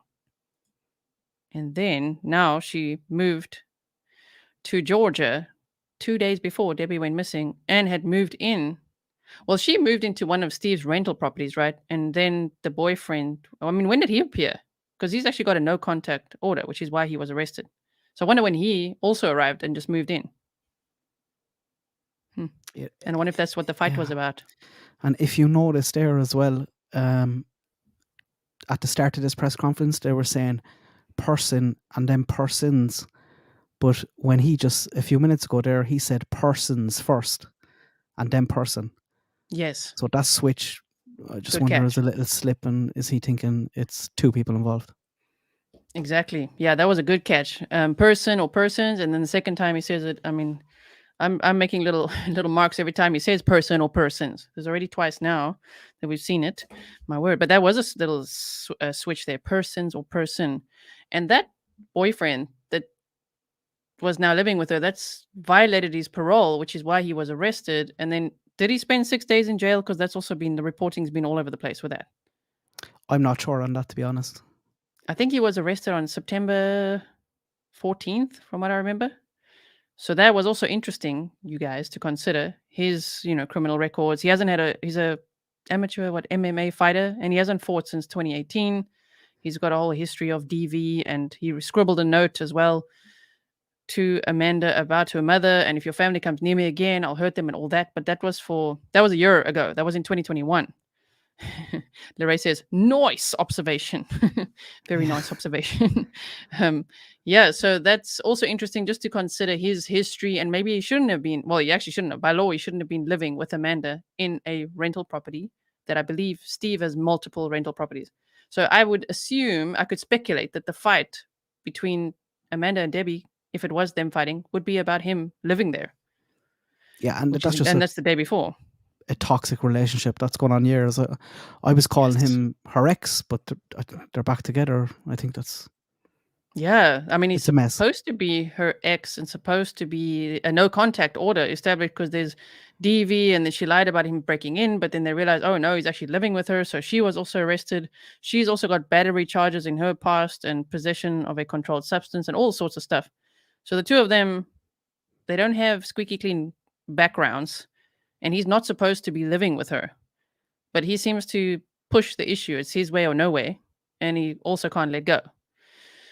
So that is a bit of a red flag, and especially from them moving into the area 2 days before. 2 days before Debbie went missing. Wow. Yeah. Law enforcement implied that they were looking for burner phone or other phone records. Interesting. Okay. So let's listen some more what they say. This investigation. There was a question about what search warrants had been executed. As far as the search warrants that we have done, again, we cannot give that information out just for the simple fact that it may jeopardize and give the information out to possible potential persons of interest. And we don't want to basically show our hand before we have facts.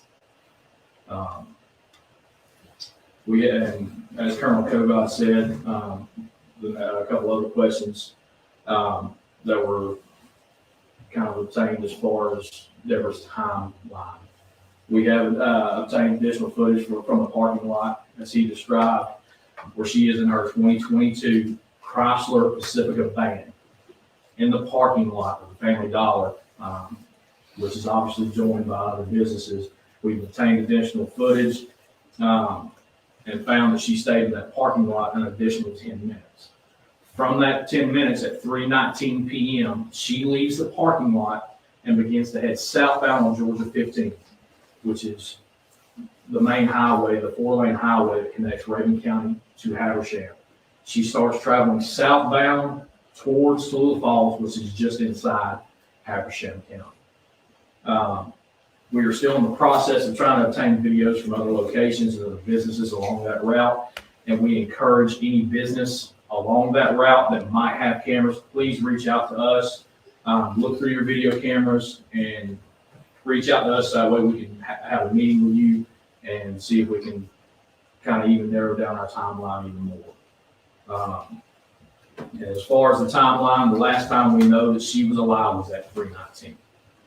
Because we see her in that vehicle leaving the parking lot, heading southbound on Georgia 15. There was a question about our thoughts of this being a homicide. We have not changed our thoughts about this being a homicide. We're still treating this as a murder investigation, and we will not change that. We will diligently and continuously work day and night trying to solve this case and try to bring justice to Miss Collier. One would hope so. That's their job, right? But also here, then I wish someone had asked, so then why was it said or reported that it was moved to a death investigation? Did it move there and now it's back to murder, or was it just always a homicide investigation? So because it does feel like they moved it after the footage came out, because it was at the same time the footage came out of the store and it moved from a homicide investigation to a death investigation. Yes. And unless something changed in the last day or two, but like they said there, they don't have a lot of the data back from the phones yet, and like you said, that's going to be the key, really, isn't it? Yeah, that's going to be the key. I mean, initially, that's also that confusion that we discussed earlier, you guys, that they thought Amanda had said she was in the store and they thought it was her. And when they reviewed the footage, they're like, no, but it was actually Debbie in the store. So that was so confusing. And again, we don't know if that's just media reporting or if Amanda really said she was in that store or not. And wow, it's a bit odd. But yeah, the phones are going to be critical, even if there is a burner phone. I'm sure they'll find records connecting to then Debbie's phone or the Venmo account, all that kind of stuff. Yes. Heavenly Cloud, never heard of this. I'll figure it out. Another death or missing. It was a missing persons case. And then the next day, that was September 10th. Thank you for being here. If you're brand new and you've not heard about this case, we're looking at the case of Debbie Collier, who went missing on Saturday, September 10th. This case is very strange. There was a strange Venmo sent to her daughter. She's seen on surveillance footage 70 miles north of her home, shopping at a family dollar store. And then the next day, her body is found in like a wooded area down a ravine. And it's so strange because did you also hear that's also now the reporting? The police report says nude. The reporting says partially nude, so we don't quite know. And with her abdomen being charred. Oh my goodness. That's weird. So I hope that helped you guys. If you don't know anything about it, just to give you some little bullet points of why this case is sorry. What now? What happened? You know, so initially it was like, could she have done this to herself? But then the charring so weird. Then the police said they ticked the box to say it could be drug related, but it's other. They don't know which drug, but now they're saying that's common to do that, which is also quite strange, right? Wow. Instead of saying nope, no drugs, they're like, yep, it's common to just say drugs. They just don't know which one. So in something this bizarre. Yes. So I hope that helps. Otherwise, just check out yesterday's video quickly on 1.5 speed. You see the whole presentation. There's obviously some updates today. What, do you watch things on 1.5 speed too sometimes? I do. And sometimes when I go back down to normal, it sounds like people are just talking in slow motion. It's so strange. I know, right? How much have they been drinking? This is too slow. Why do they talk like that? Right? 1.5 is the best. Yeah. All right. So we'll continue listening. We're at 8 minutes 36 now. Perfect. A Yes, lot of the questions we got were kind of repeat, so if I do repeat some of these answers, I do apologize, but I'm trying to go through and trying to get every question that was given to us. We're, again, going back to the cell phone providers and search warrants we've done. We're working with multiple different cell phone providers to obtain necessary information. All we know right now, as far as the Venmo message, is that yes, it was sent to Amanda. There was a question in there as far as, do we know where the money is now? No, we don't. For the simple fact that we are still obtaining information, when it was sent, where it was sent, what device it was sent from. We're still trying to obtain that information right now. I had a question back, going back to what you were saying about the death and why you're confident that this is a homicide. Was there any signs of trauma to the body that clearly indicated that this was a homicide? The only thing we know as of right now is the burns of the body. We're still waiting for the absolute full report from the medical examiner's office. But nonetheless, because of the burns, we're still treating this like a murder. We're trying to investigate it as such, and we won't deter from that just because we're going to treat it like that investigation to get all thorough information. And in the statement, it says, Man, this reminds me of the Kylie Rodney case. It's not an abduction, but we will treat it as such, right? We'll be treating it, but I'm glad they're treating it as a homicide investigation so they can investigate everything fully, and they keep saying persons or person of interest. Priestess Mariki, is that what we say? Maricha, that sounds Dutch, eh? You say, I really like the two of you together on panel. Please do more. Unless I've missed some. Nope, this is the first time that we're collaborating over here. Yeah. The first of many, I'm sure. I hope so. I hope you're having a good time here with us, the Grizzlies, and then we're not taking up too much of your afternoon. You know, these press conferences, if we go over it like this, it takes a while, huh? If you do need to go, just let me know. Oh, I'm good. It was interesting there, the way he said they don't know the device, or they can't confirm yet what device the Venmo was sent from. Yes. So they're considering maybe someone was logged in on a different device. Exactly. You know, it could be even a tablet, a laptop, right? Could be. I don't know. I don't have Venmo. You also can't have it in your country, right? No, I don't think so. No, And we can't have it. Only USA. Yeah. They said they don't know where the money is now, which is strange because why can't Amanda just show them it's in her account? Or maybe they're pulling all the details from Amanda's account, which I assume they will do. Exactly. Imagine that. That was a question I had yesterday. Like, where is the money now, though? Oh my word! Imagine if it's spent. Oh boy, that's gonna be a tough one to explain. Like, where is that money now? Law enforcement says they don't know. You guys. You guys are asking if you're just joining now. Who is on panel? Navillus True Crime. Go check out this channel. Mods, if you can share the link to his channel. I've shown his channel a few times today. I'll show it again after this. I just don't want to exit this full screen view now. Thank you, Rob. Navillus True Crime has been an excellent guest thus far. Yes. Yeah, Thanks, Rob. love the Irish accent. Who is it? It's Navillus True Crime. Yeah, so go and subscribe over there, and then you guys can watch his very nice true crime videos that's got the contrast of him walking and talking in nature with these dogs and then sharing his thoughts with us in true crime cases. So go check it out. Yeah, this is a weird case for sure. Okay, so let's listen again and comment along, you guys. Let us know what you pick up and what you make some notes here. So I'll keep track of that. Let's see, you're clear that this was a random act of violence. Generally speaking, if I say something is a random act of violence. Let me stop right there. Where did that statement come from? It was not a random act of violence. Not, okay. My apologies. Okay, meaning that it was not could you be more specific? Because I don't want to put words in your mouth. What does that mean? Does that mean someone knew someone? No, what that means at this point is there is no information. There is no information or evidence to this point that shows that this was something random, that there was something that was not from somebody that she either knew or somebody who she had some association with. That's what we're seeing at this time. So which is very telling as well. Did you see that? I think you were in the live stream. I think it was yesterday. It feels like, our time goes on YouTube. That other case that seemed to be also a blue tarp and a guy holding a branch, and they've got a person of interest in that case, by the way, you guys. That does seem quite unrelated now, right? Are you there? Navillus? I can't hear you at all if you are still there. He's gone. His microphone also conked out. You can just come back with a link anytime. Navillus, just click the link and you'll be back in. Unless, of course, Debbie knew that person of interest, which is a young male. So I'm not sure. I don't think it is related. I voted stranger, but not random. So I'm wrong. Tracy, the emoji. Don't worry. I think none of us know the answer right now, right? But they are definitely saying persons of interest or person of interest.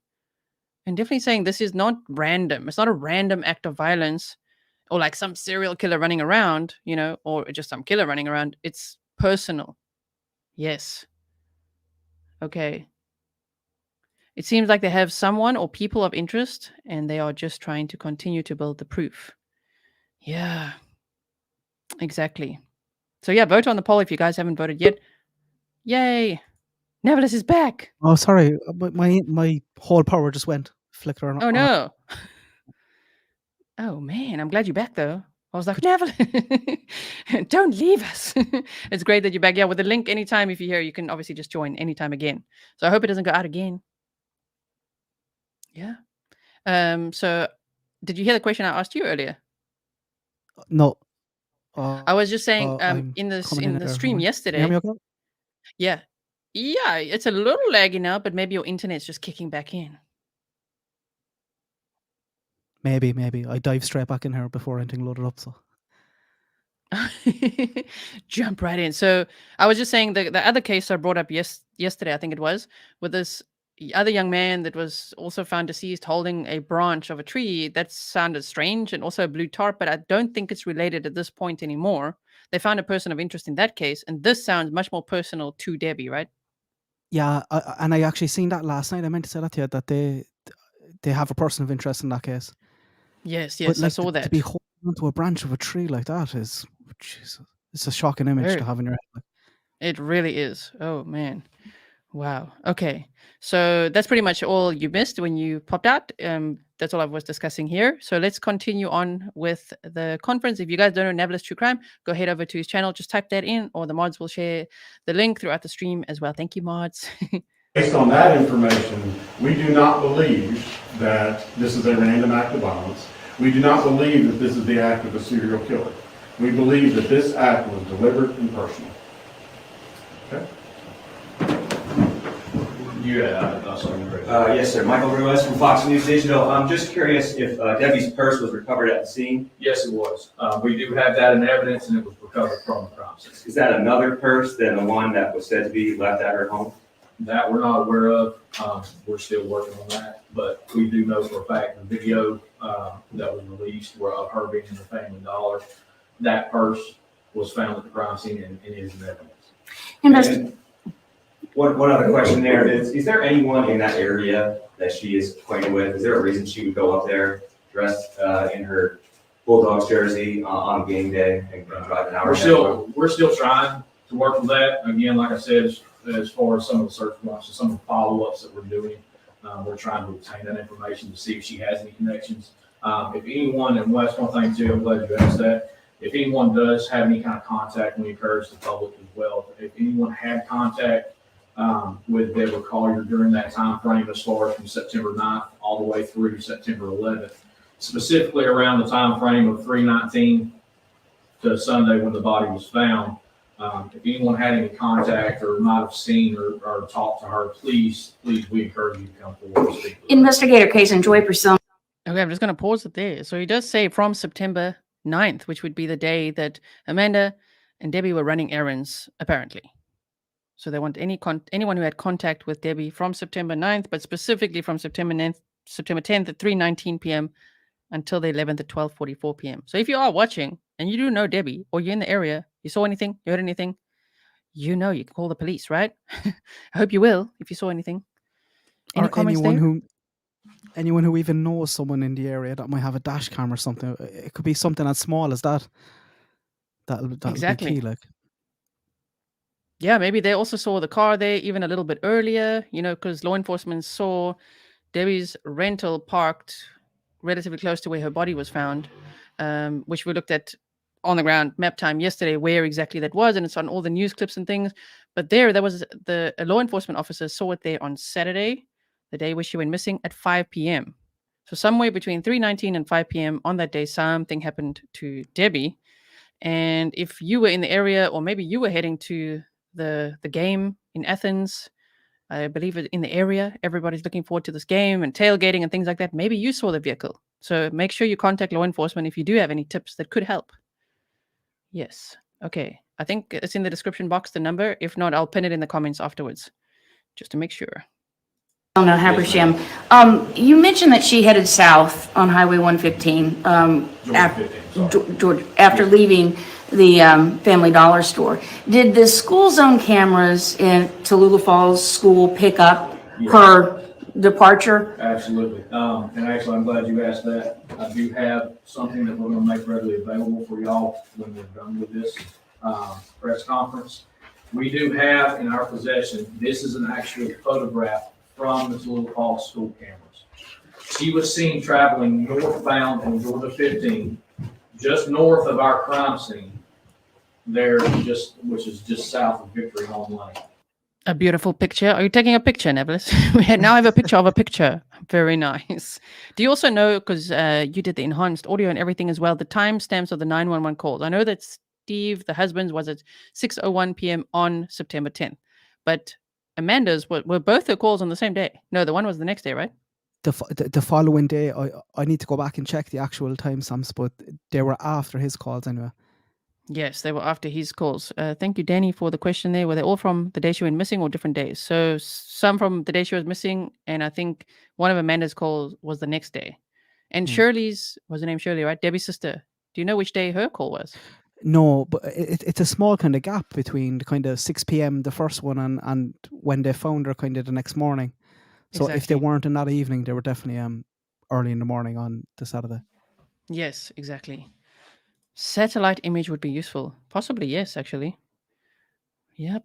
What did blah blah say? Okay. With Venmo, only the main number gets notifications. My husband's Venmo is in his name and my phone number.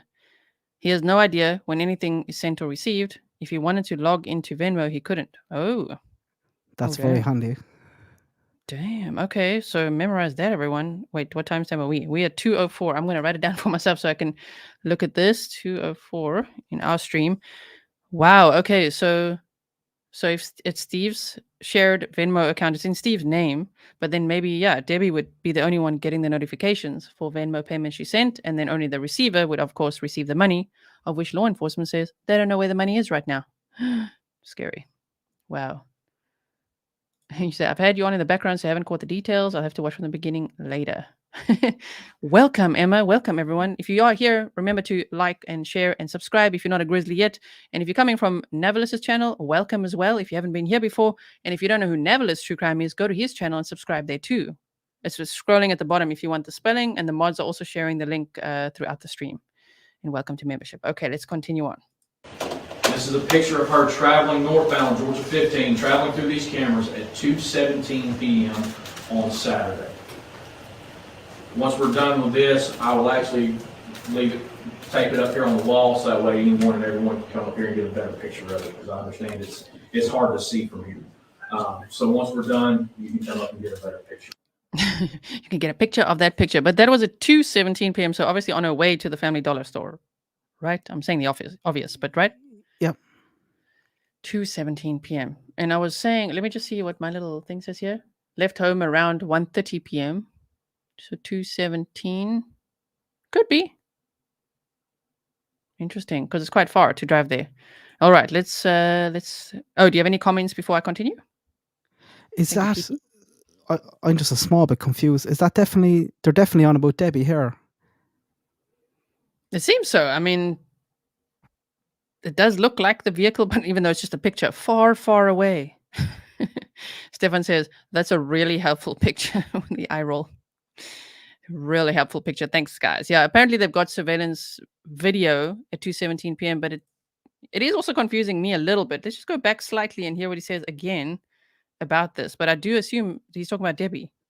So let's hear this. Yes, I will actually tape it up here on the wall so that way anyone and everyone can come up here and get a better picture of it, because I understand it's hard to see from here. Wait. This is a picture of her traveling northbound Georgia 15, traveling through these cameras at 2:17 p.m. They say a picture of her, so I would assume the victim in this crime, right? Yeah. Yeah. I don't know. But he's. I think he said the Saturday. Did he mean the Friday? Well, on the Saturday, the 10th is when she went to the Family Dollar store. But okay, I know what you mean. Wow. Because they could have been there on the Friday too. But he's saying on the Saturday at 2:17 p.m. and if she got to the store at what time now? 2:55. It could make sense. Yeah, it's just interesting that they have the footage from the store, but they still want to close the gap between that and this. So do they think? What do they think happened in that gap? Yeah, it's quite weird to also, I suppose, not start with this. To go like, oh, okay, we've got 3:17 and 3:19, and then the 12:44 the next day. But then, oh, here's this as well from 2:17 on the Saturday. He says so. What? Proving that she was going there, but we already have the surveillance footage of her in the store, so it's a little bit irrelevant. But yet they're making it really relevant by saying we have this and video. The hell? Unless they think she interacted with someone after that who made her buy the stuff in the store. Exactly. Very interesting. He did say around the Tallulah Falls school area, right? Tallulah. Yeah, I wrote that down earlier as well. There's cameras around that school area, so yes. Oh, they're all saying congrats to you because you just reached 10K subs. Me? Oh, jeez. Thanks, guys. That's all. That's all the Grizzlies there now. Nice. Now you got a whole lot of Grizzlies there. Keeping it Grizzly.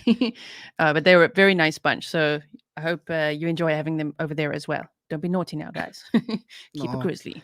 I actually see that in because sometimes I don't catch your case. You're on them. You're all on them so fast. But sometimes if I'm looking at a case a few weeks later and going back, even looking at the comments on the kind of replay crew as well, they seem pretty on the ball. Yeah. Like they seem like they're cool, calm. Look at the Yeah, facts. drama free, as we say. No Going through drama your here. presentations. Yeah. Yeah, presentation time. We love that. Love those bullet points, right? So I will make a presentation, guys, if we have more updates in this case as well. We do love that.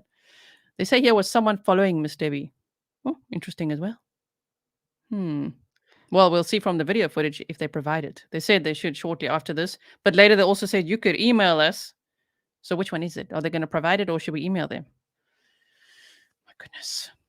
Yes, they are trying to fill a complete timeline of Debbie's day, it seems. So at 9 a.m., she was apparently still sleeping because the van, was it Chrysler Pacifica, was still in the parking area at the house. That's what Steve said he saw.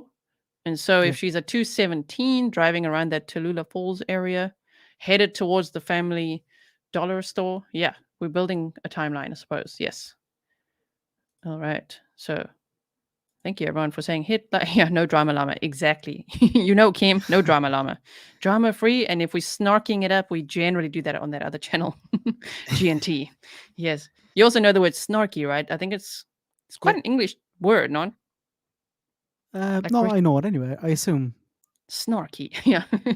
Snarky time. I still want to snark it up about Letitia Stark's letter. I don't know if you've heard about that. My word. I don't. We'll I do need that to catch up on all that. She has rights to kosher meals, okay? Nobody can take that away from her. So we will do that sometime on the other channel, you guys. I'm talking about GNT. So mods, if you want to share that, it's my other channel where we snark it right up. Leave the drama to the llama. Exactly. So we don't do drama here and don't do it on Navillus's channel either, okay? Drama free, factual information, bullet points, presentations, things like that. And Navillus also did a great presentation, which he sent to me on this case. So you also love the presentations. Yeah. Yes. All right. So yes, yeah, you guys, you got a picture of apparently Debbie going towards the store. They say they're going to leave it right there so people can take a picture of it. So we'll check Twitter. I suppose we can all check Twitter later to see if they actually shared that picture. Because there were some people, some reporters were there. All right. On Saturday. Once we're done with this, I will actually leave it, tape it up here on the wall so that way anyone and everyone can come up here and get a better picture of it because I understand it's hard to see from here. So once we're done, you can come up and get a better picture. Did you see her coming back southbound? We have not. We have been in coordination with Chief Elrod from the Tallulah Falls Police Department. She has spent many countless sleepless nights looking through cameras. And that being one of the most heavily trafficked roads in Northeast Georgia, especially for travel towards the North Carolina mountains, there's probably in the upwards of 150 to 160,000 cars that come through there. So they Such a weird argument, this. Like, we see the footage on the way there, but on the way back, definitely not. Right? It's a bit strange. Even though we have her leaving the dollar store and going south, so she's going Exactly. in the direction of home. Exactly. So that's just, wow. Okay, so they caught her on footage somehow with all the traffic and everything at 2:17 p.m. But then she left the Family Dollar store at 3:19 p.m. The Venmo was sent 2 minutes before that with a very strange message, which we went over as well before. So make sure you check that out. But 3:19 leaves, and then they don't see her car traveling southbound. However, law enforcement sees the car parked in the area where it was found the next day in proximity to where her remains were found. And that was around 5 p.m. So an hour and 41 minutes later, the car was already there. So I do wonder what happened in between, huh? Wow. Because it would only take about 13 minutes from the Family Dollar store to that location. Wow. So scary. Like, you have to wonder, all speculation from me, but like, is there some sort of meetup happening? Is it something drug related? Some meetup happening? Yes. Who is the they? And does Amanda know who they are? Exactly. If that message came from Debbie, and like, it had to come from Debbie if she's on her own in the parking lot when that message was sent. If it came from her phone, which I think they're still looking into. Yes, exactly. And this is true as well, Lacey. She was found on the northbound side. That is true as well. When did she cross over? You know, because she was, it was going northbound and then you pull over. from going southbound, you can't reach where her car was, from what I understand as well. So Wow. she'd have to cross the. Can you just cut straight across? I wonder. I don't know. Do you guys know? If we can, I mean, we can look at the map afterwards, but whoa. Yes, I've got a snarky channel, you guys. Yeah, I mean, to think that is so. Thank you, Lacey, for reminding me of that. She was found on the northbound side. Oh my word! So she would have had to travel south, and at some point, the car would have had to turn around and go back northward, like do a U-turn to get to that area where the car was found and where her remains were found. Very good point. And Oh my that'll gosh. close the timeline even further with all that driving. It would. Wow. That is very interesting. Yeah, snarky. People are saying, what is a thing? Thank you, Radiant Rise. Sarcastic-y. Roasting. A little bit of roasting we do over there. That's how I would describe that. It's good sometimes. It's good. It's good to vent. It's therapeutic. Yeah, sometimes Get it out. it is very therapeutic, and some criminals, or most of them, deserve that roast. Oh yes, they are not cool. You know, seeing people saying Jeffrey Dahmer is so hot. No, let's roast him. I've already roasted him over there. If you guys want to go see, don't go now though. We still got more to work through here. So we're almost halfway through this press conference. Let's keep listening. They're still looking through to see if we can find her coming back south. I got a question about the van while on the topic. So according to the original report was sent out, the van was seen by Gisela Falls officers sitting there on the side of the road around 5 o'clock Saturday. And of course, when you all got there, the van was there on Sunday. Correct. Is it y'all's impression that the van was there that entire time, from 5 o'clock till? Well, obviously, from our timeline, we know it wasn't there the entire time. It was not there? So From 5 p.m. Saturday. It was 5 p.m. Saturday to 11-ish, 12-ish when you guys got there Sunday. Did it ever leave that location? No, that we're not aware of. Okay. When you said the 5 o'clock thing, I didn't know if you were talking about Friday, but No, as Saturday. far as the timeline, the only times we can establish as far as that van is there is that we're still getting trickling information. I think there was another question in here, if there was any tips from the community that have helped us out. Yes, because it has helped us narrow down timelines. We're still following up to see if we can actually get confirmation of this van being there at certain times. But as of right now, from what we know, that van was there at the crime scene on Sunday is what we can confirm. Now, as far as her time getting back to the crime scene, we cannot confirm that. We're still working on leads and trying to confirm that information. That's going to be interesting too, with the autopsy and the toxic reports. How long was she there? I mean, the vehicle was there from 5 p.m. on Saturday. Yeah. But they're saying now they don't really know all the movements of the vehicle. So that's also interesting. To kind of leave an open if the vehicle had moved and come back again, I suppose, after 5 o'clock. They don't know for sure, I suppose. That would be unlikely, but very scary to think of. If maybe she did that kind of U-turn and then met up with someone there, maybe she was taken to another location and brought back there, which is very strange. Right. Sorry, I'm laughing at this. I do roast the trolls. You also get trolls actually on your channel about your pronunciation, right? Ooh, that's my pet peeve. Oh, yeah, big time. That gets me going. Especially over the way I say think, or some people enjoy it, but some people get very saucy with me. Or I can't help it. I can't help how I speak. And but then you have Mike from that chapter, and they love it when he says tree. He's got a whole brand of this 3 times and tree this, and I'm like, exactly. So you love him saying it. Why can't Navillus say it too? Same accent, you guys. Yeah. So yeah, that deserves a roast. If people are mocking our accents, there are other countries in the world. Yeah. Especially when you're having a rant and you're just flowing. Exactly. Wow. Let's just see what they say here. 3:19 plus 13 minutes equals 3:32 p.m. She should have passed the area. Now the thing is, 3:19, it's 13 minutes southbound. However, she was found, on the northbound side. So that would add time. That would add time to get to that spot, to make a turn somewhere, which is actually interesting. Thank you again, Lacey, for reminding me of that. Mad respect for both Grizzly and Navi. Much peace. Thank you. Oh, thank you so much. Yeah, and they do. This one's like, why don't they go to Ireland? Love both your accents. Okay. So, interesting with the vehicle movements and if she could have been brought back to that location and this whole doing a U-turn and why. That would also be interesting. Or what, driving on the wrong side of the highway? Damn, that would be interesting too. Imagine that. During the time that she was, you say Sorry. she was sitting in the parking lot outside Family Dollar, that she left at 3:19. At 3:17 is when this Venmo message was sent. And earlier you mentioned you're still trying to determine what device that was sent from. Does that mean that you all do not yet know if she in fact sent that message herself? Well, as the investigation goes on, I mean, we're doing a lot of search warrants to try to obtain any information that we possibly can.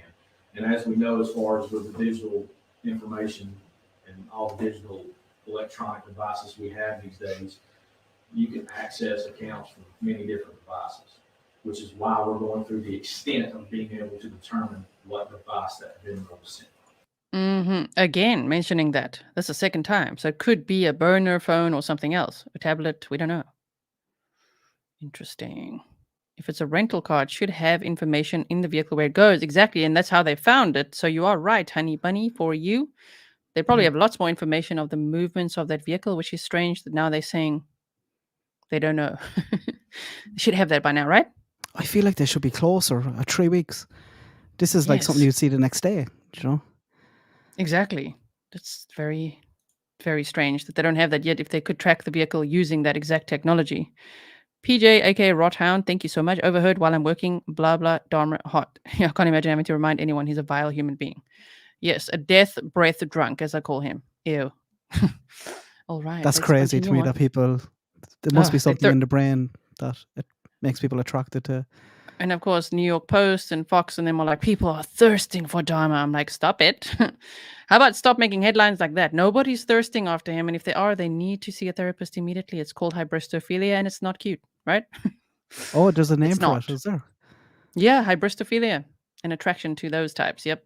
All the sexy Bundys, not. Ted Bundy, yeah. Dahmers and all these. Oh, no. I mean, they have Zac Efron playing Ted Bundy. What the hell were they thinking? Yeah. Evan Peters and all this, but no, serial killers are not hot, you guys, and you will not be the exception. And for everyone saying, "Oh, so thirsty for Dharma," you know he wasn't into you, right? Yeah. Or the ladies? No, never was he into ladies. So no, drop it. Okay, yes, Dharma is dead. Yes, he's dead. Okay, let's carry on.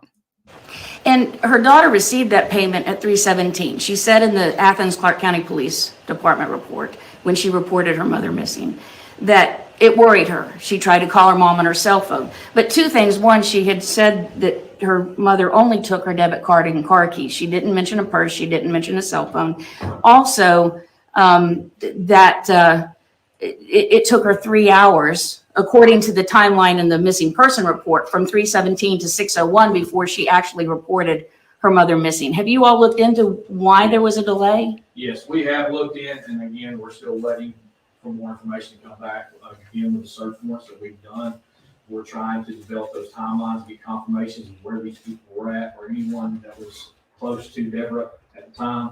We're just trying to develop and get that information and get factual information, so that way we can actually start putting a basis to this. Did you see this comment here? Dandelions and daisies. If she went past the camera at 14:17, then she was going to the dollar store from the north and not the south. What? Really? Isn't Tallulah Falls south of it? Look at the map again. I'd have to look into that. That That would is be quite interesting, though. interesting. Imagine if she went even more north. Mm. Damn. I just thought that the cameras caught her, you guys, at Tallulah Falls, and I didn't think that was north of the dollar store, is it? If you guys know and you're from the area, please let us know. That would be very interesting, which is then why the picture would be so significant. That would make more sense then. Yes. Investigator, on the original incident report, there's a check mark about drug use. Was there any reason to? I will let Colonel go ahead. I can answer that. So patrol deputies, when they respond to things like this, and they don't know exactly what they have, they normally mark whatever may be applicable. In this case, because it was so questionable and there were so many unknowns when we got to the scene, they marked it as a possibility that it could be drug related. However, at this time, the investigation is not leading us in that direction. Is that another example why there may not be an obvious trauma, like someone shot, stabbed, or, Could be, but again, it's so preliminary in the investigation that we really can't make that determination. We just do not believe, based on what we have at this time, that this is drug related. The tip that Amanda Bearden was at the Family Dollar, did that come from her? Did it come from somewhere else? And what is the significance of her not being at that location that Saturday? I'll try to answer that as best as well. So the tip as far as her being at Family Dollar came from an initial interview to where she was talking about her and her mother going to Family Dollar to buy cleaning supplies to help clean up her. Damn, there it is. Did you hear it now? Yeah. What? Amanda told with an initial interview that her mother went there to buy cleaning supplies for her apartment. Wow. I don't think We a don't know poncho, a which tarp. day though, do we? I don't know, That but could he have been asked the day about before. this. It could have been the day before. Would have made more sense. Let's listen to it again here. The question. Wait. We go back a little bit here. Obvious trauma, like someone shot, stabbed, or, you know. Could be, but again, it's so preliminary in the investigation that we really can't make that determination. We just do not believe, based on what we have at this time, that this is drug related. The tip that Amanda Bearden was at the Family Dollar, did that come from her? Did it come from somewhere else? And what is the significance of her not being at that location that Saturday? I'll Saturday. try to answer that as best as well. So the tip as far as her being at Family Dollar came from an initial interview to where she was talking about her and her mother going to Family Dollar to buy cleaning supplies to help clean up her apartment when she got back to Georgia. As far as anything, as far as the Family Dollar visit, I don't think that actually came from her. Right? No, it come from her. Yeah, more. This is Investigator Garrison. He's also one of my team leads. So I pulled the video footage from the store and talked with everybody from the store. Based off of that, with Ms. Collier, she was there for that time period from 2:54 till 3:10, got in her car at 3:10 till 3:20. It was asked that if Amanda was in there earlier, and Amanda, based off of our knowledge at this time, there was some confusion there, and the associate that worked there actually saw the mother and not the daughter. I was able to provide photos to that store clerk to confirm that, based off of what we were told. And she said, no, I remember seeing the mother, not the daughter. Can you speak to whether that was quite interesting, right? And that kind of means that news report was incorrect, so. Yeah. To say that Amanda told them that she herself was in the dollar store. She didn't. Exactly. And she wasn't. It was Debbie. But from 2:54 and then at 3:10. I like that they said at 3:10 she got in the car because she left the store at 3:09. So she got in the car. Remember we were earlier saying, was she like walking around the parking lot, or was she got in her car at 3:10? The Venmo was sent at 3:17 and then she left at 3:19. Now, which news station reported that? Got a bone to pick with you. but there'll be several of them now kind of pick it up off that one news source. Yeah. Wow. So That's it doesn't sloppy sound journalism. like she was there. Yeah, it doesn't sound like Amanda was there at all, but saying that her mom was there buying cleaning supplies. I mean, they did run errands the day before as well. So you're also understanding that Amanda is supposedly saying her mother went out there to buy cleaning supplies because Amanda just moved back into the area to help clean her apartment. So we had to drive that far for that. And it wasn't cleaning supplies she bought, except for maybe paper towels. I mean, a poncho and a tarp and a lighter are not going to help clean, right? No. And when Amanda is in an interview earlier, she's talking about some of the stores. She mentions like 3 or 4. I don't think she mentions dollar store. No, she doesn't. She said Ulta. I can't remember what the other two are. We can have a look again. I can't remember what the other two are, but she doesn't say Family Dollar store. So that's so strange. Yes. Rob's like, Amanda still sounds really suspect to me, right? She sounds quite sus. But wow, let's just, how is a tarp and lighter cleaning supplies? Well, tarp could be for painting, right? But only one small-ish tarp. It wasn't a huge tarp. So strange. Wow. Okay. So 3:10, she got in the car. And then they say until 3:20, but, he's just saying 3:20. They actually said 3:19 is when she left, I guess. Oh, yeah. Walmart was one. True. Ulta, Walmart. What was the other one, you guys? Pop quiz. Because I don't know. Culture, Walmart, and something else. Interesting. Yeah. The fact that she's leaving out the one that she was going to. Why would you leave that out? That should be the first one. Yeah. Exactly. That she, I was going to all these places where I thought she could be. Ulta, Walmart, and what's the other one, you guys? But was it Target? Did she say Target? Don't guess now. But wow, to not mention the Family Dollar store is quite strange. Yeah, no, not a Walmart. There's so many cases that have a Walmart somewhere in the timeline. Wow. Okay, I'm looking to see if you guys remember. Anyway, that is very strange. Let's continue on. Amanda Bearden has any acquaintances or friends, family in the area?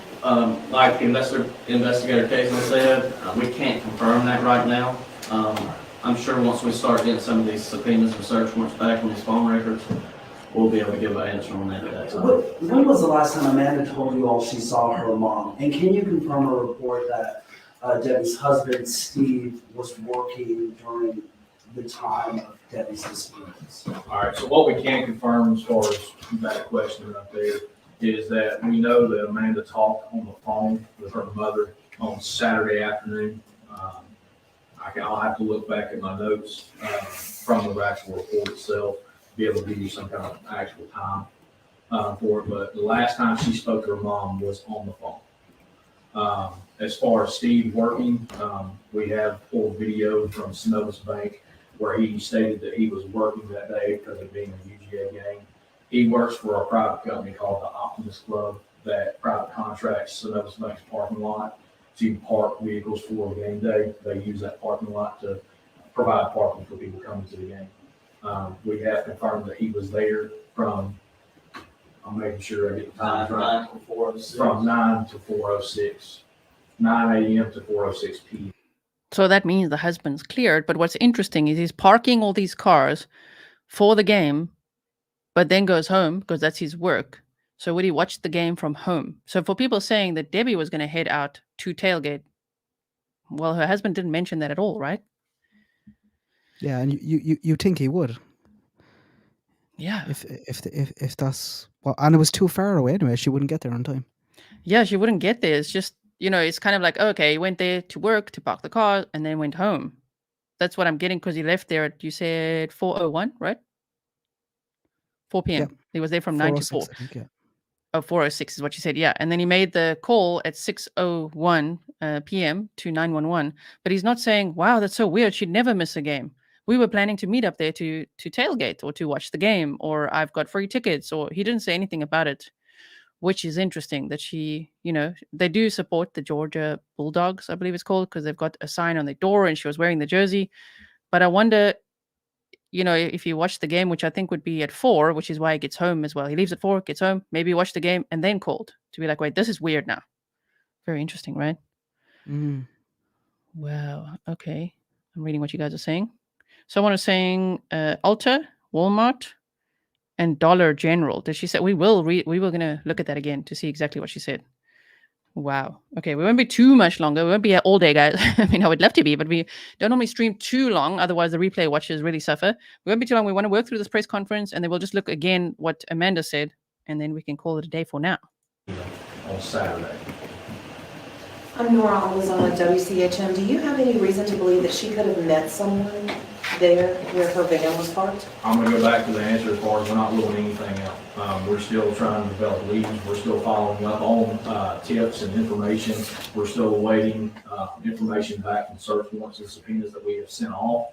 Once that, and for phone records as well, once that information comes back and we have time to actually analyze and go through the details, then we'll have a better answer for that.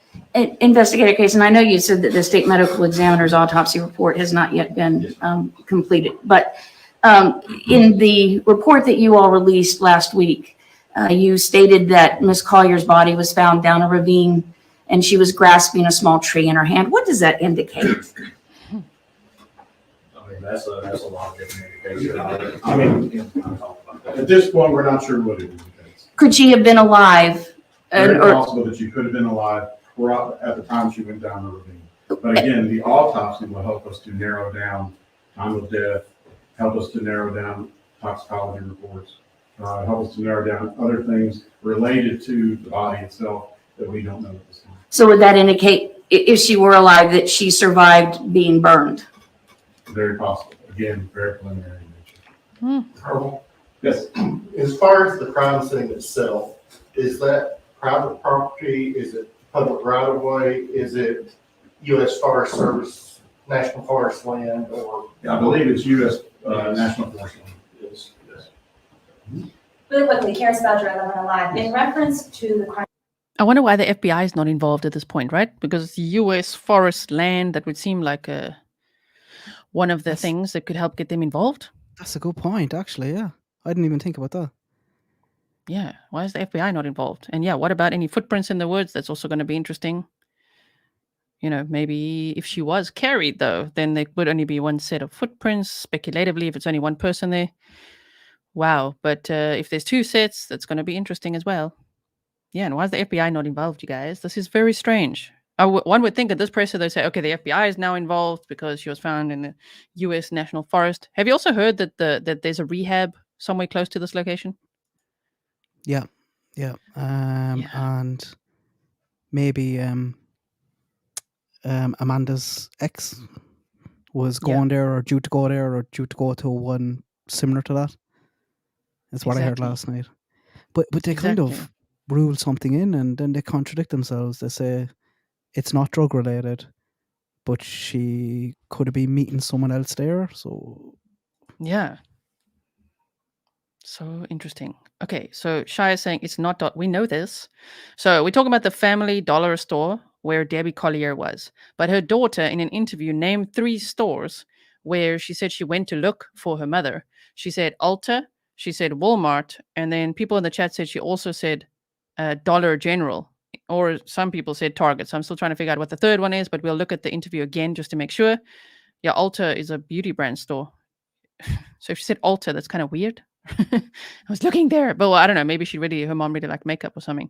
So that is why we're mentioning it. We know that it's a Family Dollar store where Debbie Collier was last seen on the footage. Yes. Okay. So, interesting. I hope the FBI does get involved at some point, but they need to reach out to the FBI. So I hope they do that. If you guys are seeing this, do it. They could help a lot with those phone records, right? they might get us some pictures as well that we don't have to take off. Exactly. Stick 'em on Off a a wall. paper. Exactly. Oh man. Okay, let's go again. Crime scene, it was mentioned that the purse that she had at the store was found there. Were any other items recovered, including the poncho she bought? So all the items that were purchased as far as from the Family Dollar that we can tell right now, again, we're still going through the investigation, but we can confirm that the majority of those items were found on the crime scene. You mentioned a minute ago that Amanda had just moved back to Georgia. Where was she and when did she move back? So this is what we can confirm. She lived in Maryland with her brother. She lived in, I think, the same apartment complex, correct? With her brother up in Maryland. City, I can't tell you what the city is because I don't have my notes and stuff in front of me, but I do know it's Maryland. She moved down here on the 8th, which would have been Thursday, September 8th, when she moved down here to Georgia. So we know that she was down here at some point on Thursday. Yes, sir. You're clear it's not a kidnapping, despite the fact of that note with the Venmo note. Well, is that something that has made things particularly murky? Because that note seems to give the impression something was going on. I'll tell you straight up, right here, as far as this investigation goes, it seems like once we get on track with something, like a curveball comes in out of nowhere. That's why we're staying diligent and trying to stay on top of things and following up with leads, because we want to make sure we get fast.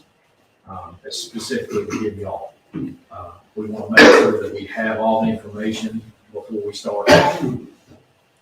And now he's going to talk about prosecution, right? Before we start, it sounds like they're talking about, keeping things close to the vest so that they make sure that if and when they arrest somebody, that the prosecution will then not be compromised.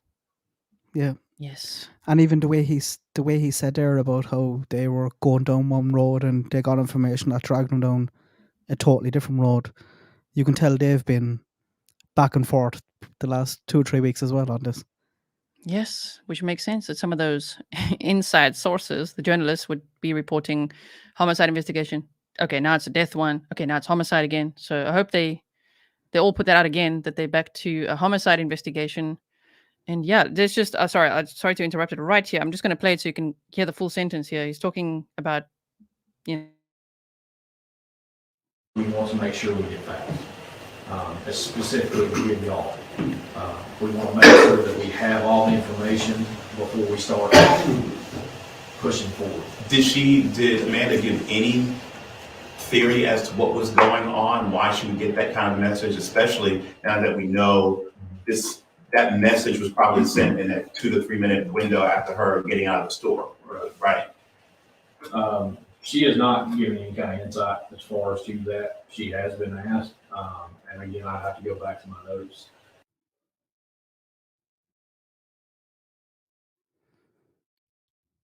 Oh, I assume she's just refreshing. This is a hostile takeover of Grizzly's channel.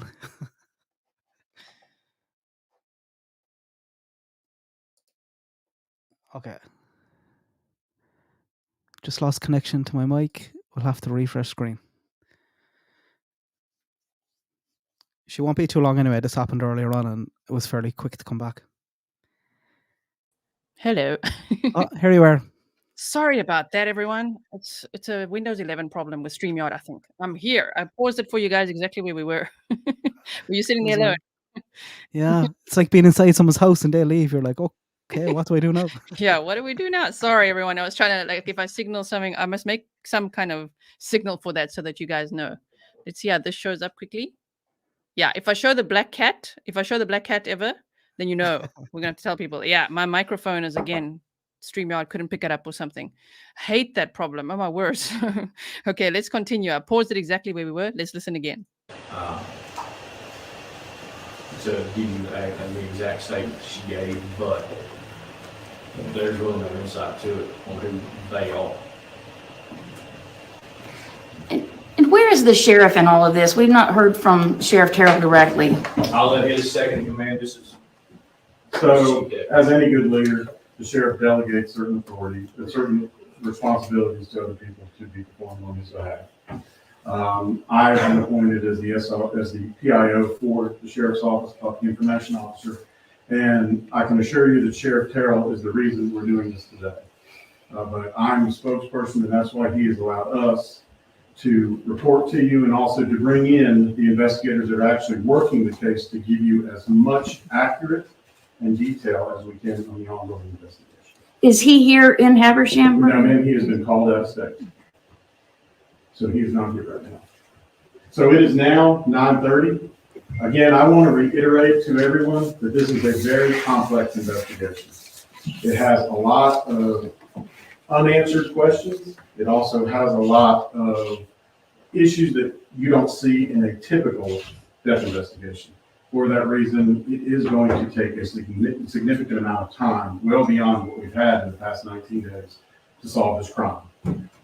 But we are working diligently to do that. We are working diligently to determine the motive, to find people or a person of interest, and to bring a resolution to this case. And there again, people or a person, second slip up. He didn't like that last question either about the sheriff. I'd say they're under pressure with the way they left the crime scene, with how things are going in this case. Exactly. He got all defensive. Time for the law enforcement defensive strategy here. Like, listen, it's because of him that we're doing this today. Yes, okay, we're very grateful. They were just asking a question, right? But yes, okay, so I'm glad they did do this. And he said a significant amount of time, which makes you think, oh no. When you say very complex investigation, all that, oh no, I just hear Delphi. Please don't be 5 years or more. It's still unsolved. But here, when he's saying longer than the 19 days, okay. So for him, significant amount of time is significantly longer than the 19 days they've already spent. So maybe he means weeks or months. I don't know. But at least we know they are working very hard on this case, and I'm sure the phone records and of course the car tracking as well will help a lot. Yes, so we're almost done with this, you guys. It's 26:35 and it's 30 minutes, so let's listen to the rest of it, make some comments, look one more time at Amanda's interview so we can hear exactly what she said, because it's weird she never said Family Dollar store. So strange. Thank you, Peachy P, for subscribing. Make sure you also subscribe to Navillus True Crime. If you've never heard of Navillus True Crime, go check it out. Mods, can you please share Navillus's link again, just so people can go have a look easily? That's who my guest is today. He's from Ireland. I'm from South Africa. I live in the Netherlands. And yeah, you're getting a whole lot of accents here today. Combined. And what do you call your audience again? My Navi clan. Navi clan. There you go. Yeah. Navi clan and Grizzlies unite. Nice. Okay. I So pity someone watching this with the CC on replay. I'd say it's oh my word. YouTube's Imagine going to it, have they're a tough time. Yeah. Yeah, what are they saying? What are these two saying? My word. Wow, with all the American accents on screen and then Irish, South African. Oh, damn. I hope you guys are all understanding us. Yes, yeah, but the CC, oh, wow.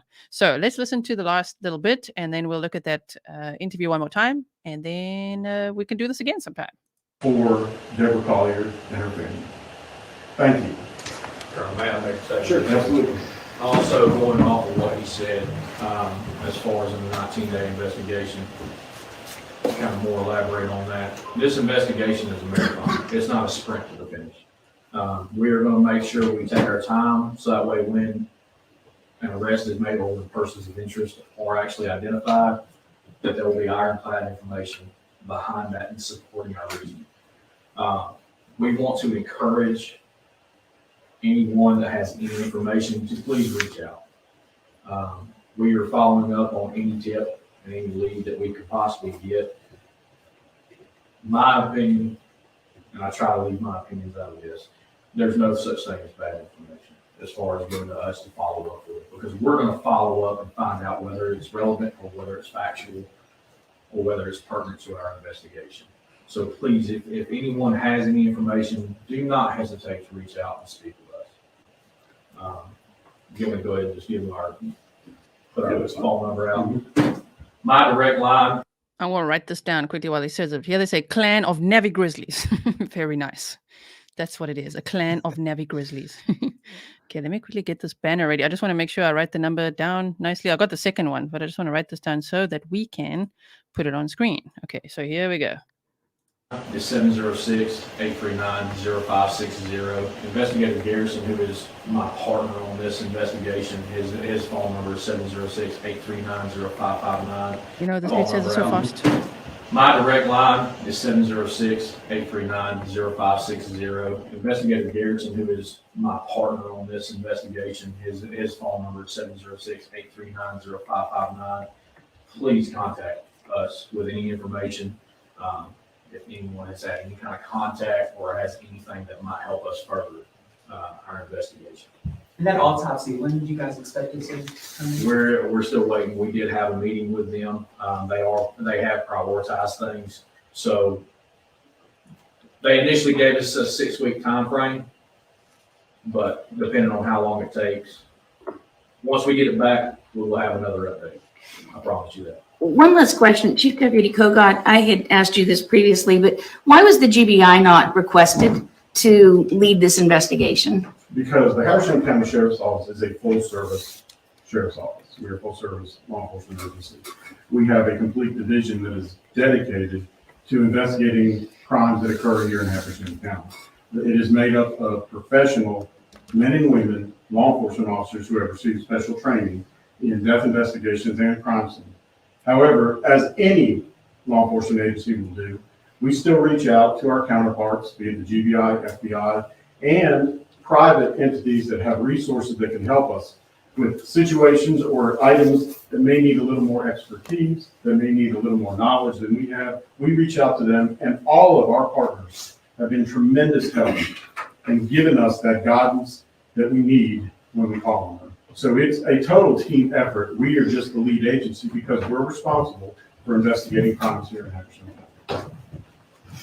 So they kind of are involved. Yeah. That journalist thinks they're doing a terrible job anyway. She keeps needling them. Right. They're not loving it. Right. But he does say they reach out to the GBI and the FBI, and it's a team effort, but they're the lead investigating agency. So yeah, there it is. FBI. Okay. Good to know. I mean, this is why we go over it again. This is very good that we did this, you guys. So FBI, they have, according to what he just said, reached out to the GBI and the FBI Don't confuse GBI now with Grizzly Bureau of Investigation. Georgia. I love it. Yeah. Yeah. We had that. I think we even, I don't think we have merch now, but we're talking about it, GBI, but no, not that GBI. But I'm glad they've reached out to them because that could help a lot, especially in analyzing the phone records and pinning all the locations and all that kind of stuff. Yes. So you guys, I must write down poll because I always forget to end my polls. So we will look at the map, Amanda's interview, and the poll right after this. There's 30 seconds left, I think, here. Let's see. Oh, the video that you discovered, will that be available too? Yes, we will make the video available. We will have it to you. If you will leave us an email address to send, we will send it to you by close of business today. Okay? Thank you very much. Okay. And again, like I said, the picture of the vehicle, I'm going to leave right here. That's So, ridiculous. I'll have to get a better picture of that. And that's that. Okay, so they're going to give the video to the media that's there, I assume. So we can probably see it on news channels, whatever. Maybe it's already out there. If you guys know, let me know. But yes, they need to mention Grizzly investigators. Maybe they meant GBI. They've reached out to the GBI, you guys. It's me. Check your email. Not. Yeah, check your emails. Oh man, okay, let's just make this. I just want to one more time look at this, which is the map. So this, like, I just want to type in Tallulah Falls. And would it be school or what? School campus. Is that kind of where they've got the cameras, right? Where is it? No, it is southbound. So I think that's where they said the camera caught her around the Tallulah Falls area around 217. Going north, yeah. Going north, yeah. And So it someone's didn't saying catch she would be her. coming from the north, but no. According to the map here, she would be going northward towards this family dollar store, which is like 70 miles away from home. And then what we wanted to see was this. So there's goats on the roof, and then where's that point? It's always that damn point I'm trying to find. Hold on. Zooming out. Let's take this one out here. It's confusing us. Family dollar, goats on the roof. I almost had a heart attack there. I was like, what? Yeah. Okay. And now we go again, just to see. Make it northward. Very nice. And I think, that's what a pin, someone sent me this pin here. So it would be on the same side of the road. Oh my gosh. Yeah. Lockdown is like, okay, same side. Exactly. If I was panicking, I'm like, oh my word, I'm panicking. Like, how could it be on the other side? So it's on the same side. That would make a lot more sense, but still quite far down, right? The killer picked her up there. Good save. Yeah. We might just cut that part out to not confuse people. They'll be like, sure, you better watch everything. Like, oh my word, what? No, we were just looking. They just looked for a second, like, wait, what? It looked like it was here, but it isn't. Okay. Sure. So, and then somewhere in here in the ravine, wooded area. Oh man, the way law enforcement left all the gloves and everything there, horrible. But okay, so, and her car was spotted at that inlet around 5 p.m. by a law enforcement officer. Yes. Wherever Debbie parked her car before going to the crime scene, she was told to go there. Speculatively, yes. You can tell the husband isn't involved. I suppose the video footage helps with that too. Let me just take the scroll bar off. And now, so we've done some map time. We can see it's on the same side. However, it is going southward though. Right? Like, see, what side of the road do you drive on, Nevi? Is it left? We're on the, oh my God, I have to picture a road there now. Right. Left-hand side. Yeah, same. So sorry, you guys. I'm also confused because you guys are driving on the right-hand side, right? So that's also confusing. So meaning, yeah, I see what you mean. She'd have to be on the northbound side for her car to end up at this inlet. Interesting. So where the hell would she cross that? That's actually what we came here for. Yeah. Somewhere, I don't know if it would be like back roads here, or where would you make that U-turn? So she was in or around the back roads. She had to be, otherwise she'd be on camera coming back down south.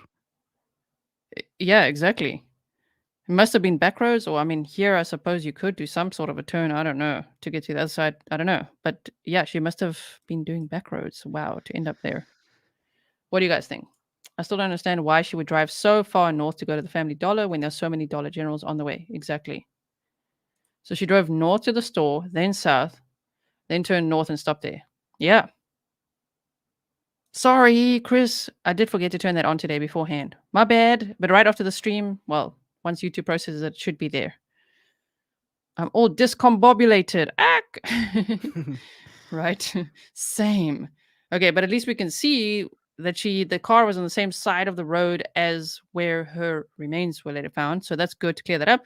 But also, yes, she would have had been driving south and would have had to go back roads or cross over at some point to head back up north to then get to that place where her car was parked, which is so strange. Maybe someone did intercept her somewhere along the way back home. Wow. How do you convince her to pull over unless... But then she sent a Venmo. She knew something was happening before she left the dollar store. She knew something was going down. Exactly. And that message, oh, wow. Which is why I was agreeing with you when they said this is now a death investigation. I'm like, wow, could this be a psychotic break? Because to say, they won't let me go. Love you. There's a spare key under the blue flower pot. That's such a strange last message to send. And now it makes even less sense. If you guys are like, someone is saying, can you just please explain this case? What did you say? Can someone explain the case?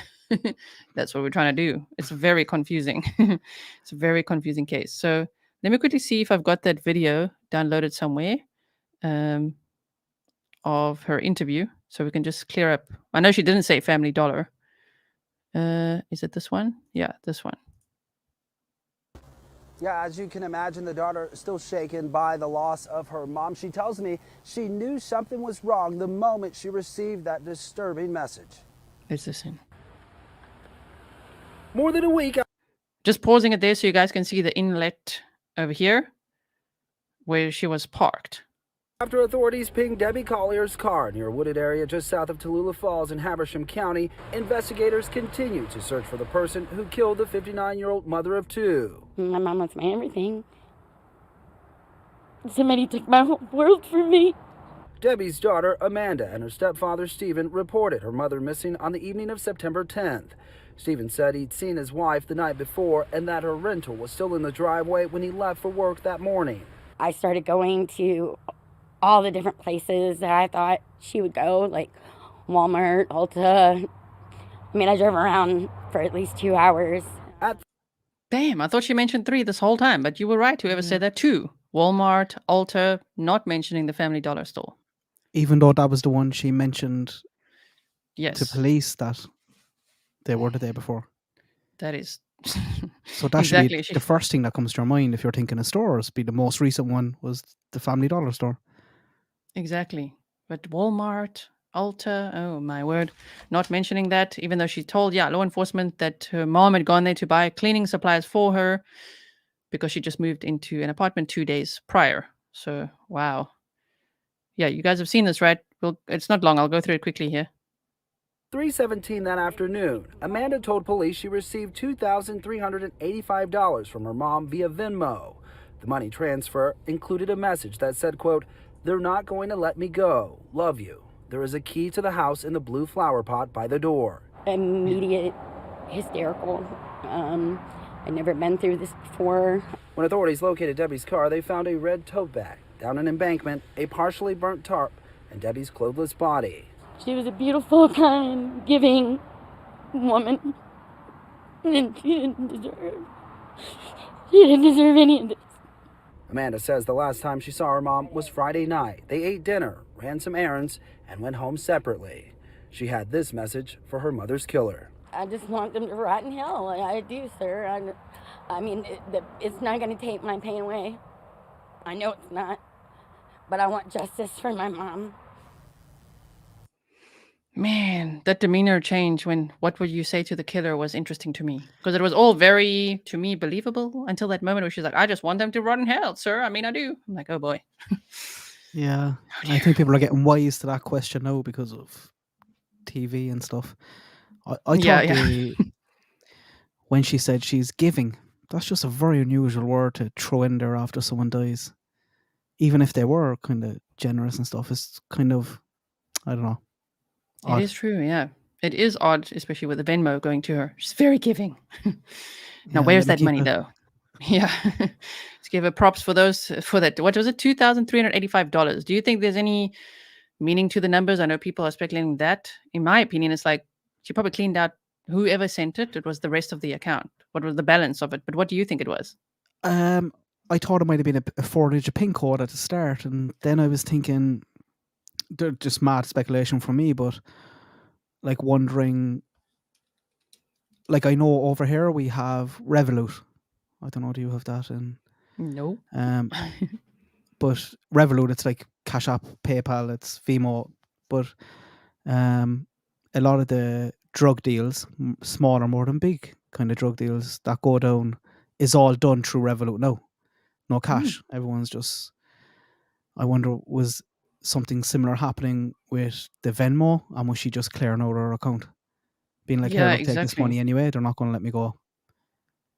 But Oh, yeah, then exactly. it's Steve's account, so it's Oh, all very man. odd.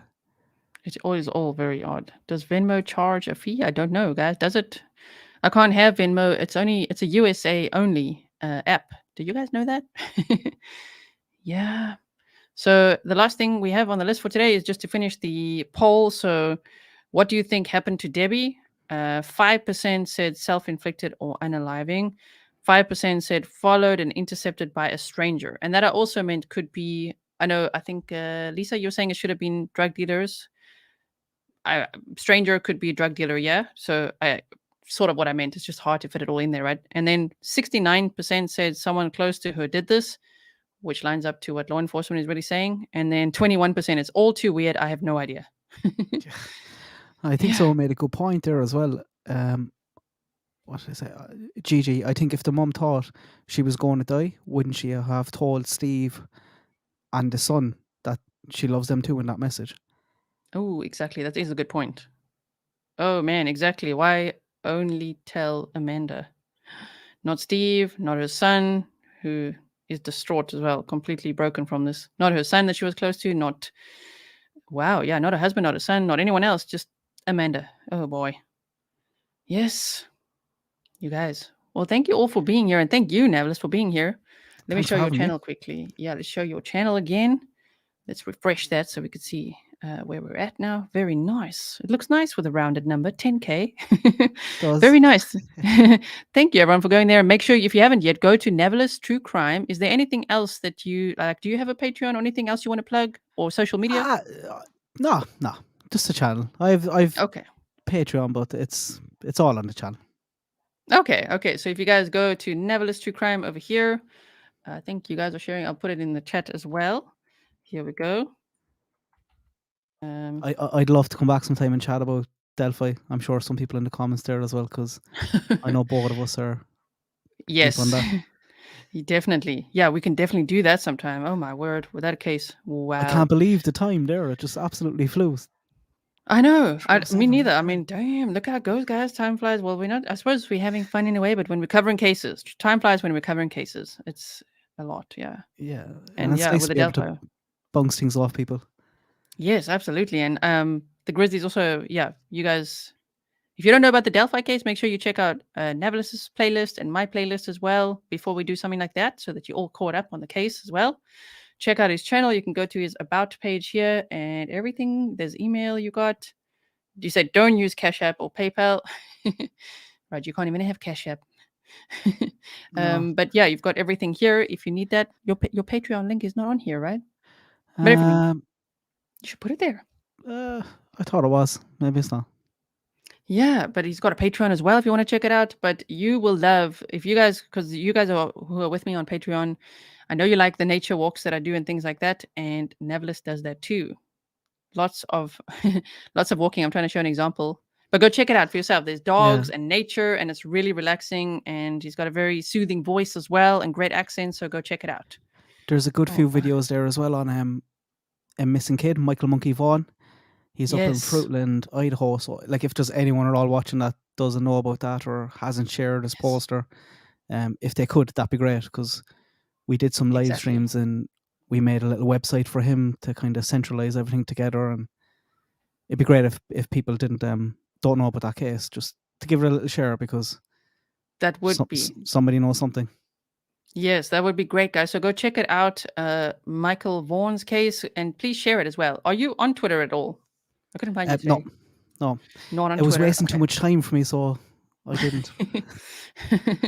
Oh man, in some way I'm envious. In other ways I'm not, because I'm like, oh man, it's so simple without all the social media, right? But yet I'm very busy on social media, so I can't really talk. But okay, so you can email Navillus. You can find his channel. Thank you for subscribing to Navillus. Yeah, keep up. Did you see this case coverage as well, Sean Doherty? I seen a little bit, but That not case enough to is- talk about it yet. Wow, It's- yeah. it's- Thank yeah. you, Michelle, as well. They're going back to check out Nav's channel now.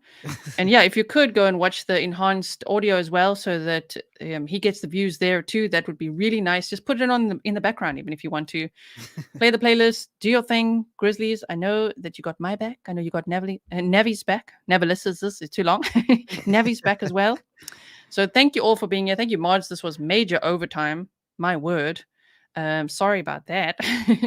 And we'll see you all again soon. Nev, if you want to hang out for just a little bit while I play the outro, and then I can say goodbye to you personally, or if you want to hop off now, that's okay too. Okay, let's play the ending, guys. Thank you so much, and I'll see you all again soon. Thanks, guys.